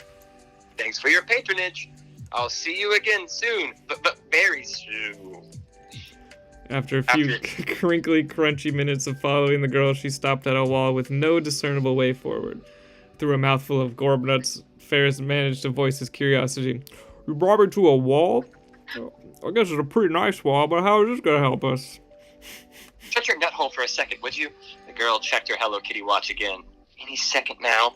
Suddenly, as if between blinks, the environment shifted, and Ferris found himself standing in a moist alleyway, blanketed in fog. The only familiar sight was the flickering glow of the Gorb Nut vending machine standing ominously against the dilapidated wall of an impossibly tall building. Oh, sweet, Gorbo! Welcome to a world of savings, Ferris bowed. Thanks, buddy. You don't happen to have any more change, do you? He asked the girl sheepishly. The girl peered around the corner, down the foggy neon-lit streets. You haven't even finished your first bag. Now shut up before the creakers hear you. We're not out of the woods yet. Ferris froze mid-crunch. But what now? Say, how did we get out here anyway? I keep ending up in places without knowing how I got there. But it's always been in that office building. This place is falling apart. This place has been falling apart for days. You just have to learn the pattern of the breaks and step through them, the girl explained dismissively. I'm going to change it to weeks because we said he's been trapped for weeks. Yeah, sounds good. Ferris pondered this through mouthfuls of Gorb Nuts. I guess that makes sense. Say, what'd you say your name was anyway? How do you know all this? It's Alex. I've been in this sector longer than anyone, even before it started breaking down.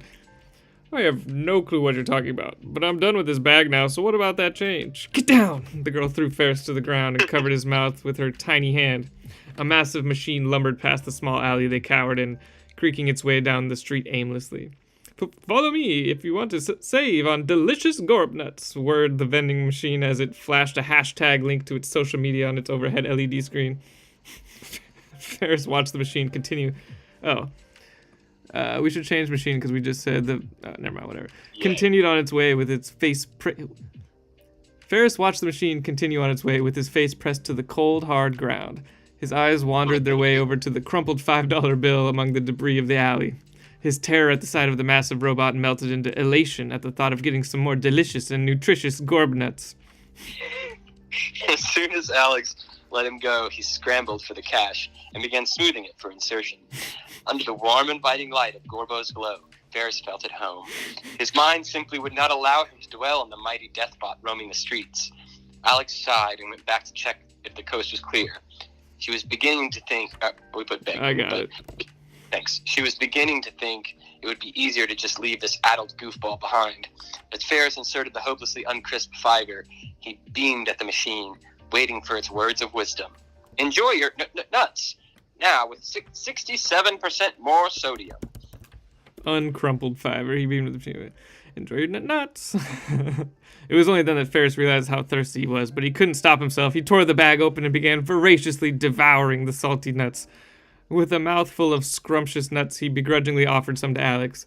"You want some?" he said, praying that she'd say no. Without even a glance, Alex replied flatly, "No. Keep your nuts to yourself. Now get ready to run."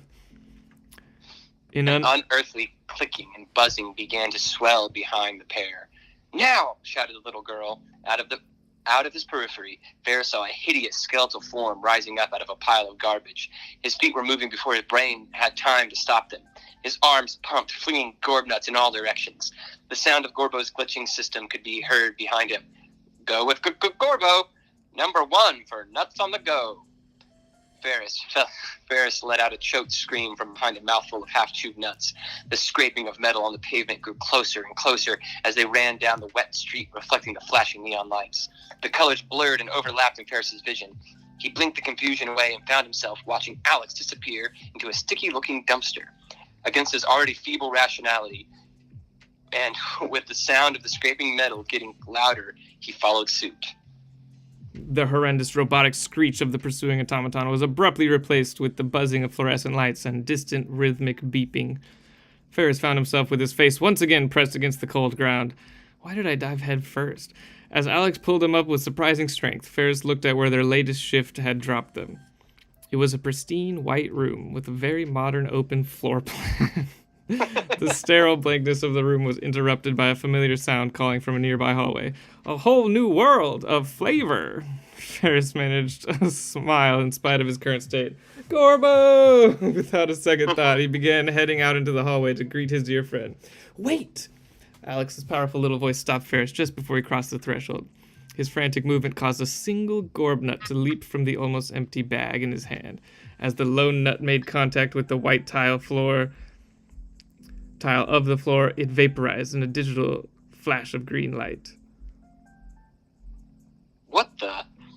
I suspected as much. This place has to be some kind of simulation with all these breaks in reality. This place has become a simulation with all these breaks in reality." Ferris dumped the rest of the gorb nuts into his mouth, afraid that they might disappear any second. Simulation or not, Ferris couldn't bear the thought of missing out on the delicious flavor of even a single one of Gorbo's patented gorb nuts. Alex looked at him, impressed by how well he was taking the world-shattering revelation. This place was different from any of the scene shifts she had experienced. For the first time in weeks, the pattern of this place eluded her. It had all led to this spot, and now that she was here, she didn't know what came next. I'm not sure what comes next. Can't decide on your next snack? Choose gorb nuts. They'll never steer you wrong. The mechanical voice distorted into a deep, vibrating rumble.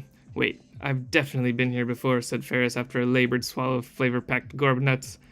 This is where it all started. For the first time since meeting the man with missing marbles, Alex saw the light of understanding behind his otherwise vacant eyes. "This is the lobby." "The what?" "It's where we all started.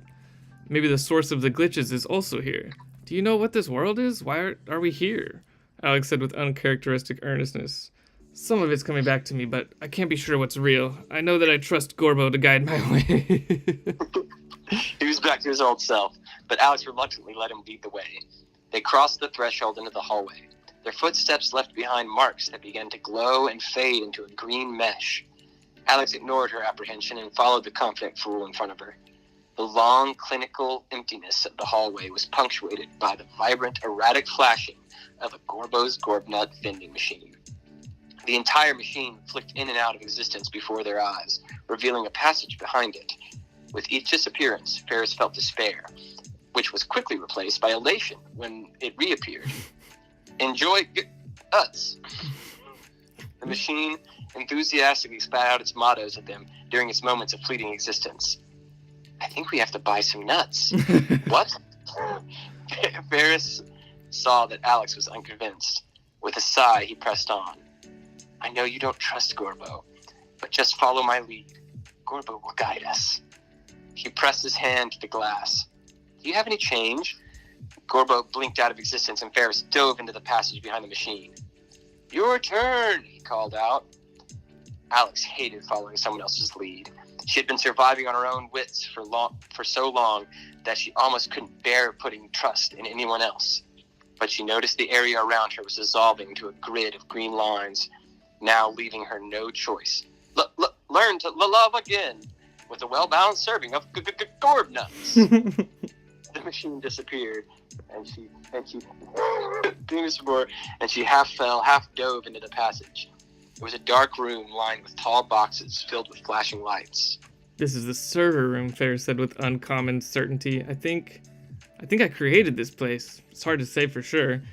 At first, nothing seemed out of place until they noticed that, at random intervals, the servers would instantaneously transform into Gorbo's Gorbnut machines, and then just as quickly transform back into the complex server structures. If these virtual servers are constructing this digital prison, then we only have one choice. I know. Ferris interrupted. He squeezed his eyes shut as tightly as he could, attempting to hold back the inevitable tears welling up behind them. He let out a stifled sob. We have to destroy them. He wielded his rusty pipe. I never expected I'd have to use this on you, my dear friend. Do what you must, but always eat gorb nuts. Do what you must, but always eat gorb nuts. Alex placed a reassuring little hand on Ferris's shoulder. I'll help you, you big goofball. You're not in this alone. The two began ruthlessly smashing the servers. Circuitry flung itself across the room, briefly becoming nuts before blinking again out of existence forever. After a few minutes of violent smashing, only one server remained. Please, enjoy. Don't. Gorb, keep you safe. World, keep you safe. Love, Gorbo, love you. Nuts. A tear rolled down Ferris's cheek. I love you too, Gorbo. I'm sorry. And thanks for all the nuts. So save me. Never steer you wrong. Ferris closed his eyes and swung with all his might. When he opened his eyes, he saw a flickering black screen. He removed his VR headset and set it on the desk. He sat up and held his head in his hands. He made his way to the sink. He was more parts than he'd ever been in his whole life. After chugging a few glasses of water, he got dressed and exited his apartment. He headed to the convenience store downstairs and saw two men had just finished installing a familiar-looking vending machine outside the store. He smiled softly and pulled $4.72 out of his pocket. Welcome back to a world of flavor. Gorbo's Gorb Nuts. We'll never steer you wrong. Good shit. That was awesome. We've done it again. Well, that was a fun little diversion there. Definitely had no idea where that one was going at the beginning, but we're really supported by the presence of Gorbo's Gorb Nuts. Yeah. Really kept the connective tissue of the whole story going, if you ask me. Absolutely. And it ended up being the whole glitch was Gorbo. Yes. What at first was just a random scene element became the entire thrust of the story's plot. Which actually kind of happens a lot in our stories. We'll just put a little thing in there at random and then it becomes a bigger element later on in the story, mostly because our stories are so short. Yeah, and we just elements are put in there. We have to work with what we've got, and we don't start with much. It's true. Well, chat. Let us know if there's anything you'd like to see next week. Anything specific? We've done a few stories now, just starting from scratch. Maybe we'll do another theme or something next week. Another specific genre or something. I don't know. What do you think, Caleb? I think that sounds good. I think we'll just kind of, if we think of anything throughout the week, or if we get any good suggestions, we'll just go with that. Yeah, works with me. Works for me. Well, thanks again, everyone, for joining us. And if you made it this far, remember to like and subscribe. Don't forget to like and subscribe, both on YouTube and Twitch. WeWrite Live. Thank you, everyone. We appreciate you guys so much. It's true. We have a lot of fun doing this. We did it alone, and it's a lot more fun doing it with those of you who join us, especially you, Captain Kraken OG. You're the tops. You're the Gorbo to our Ferris. You're our Gorbo. Thank you, You're thanks for all the Gorb nuts. Have a good one, everyone. Thanks for all the nuts. Peace. This is WeWrite signing off.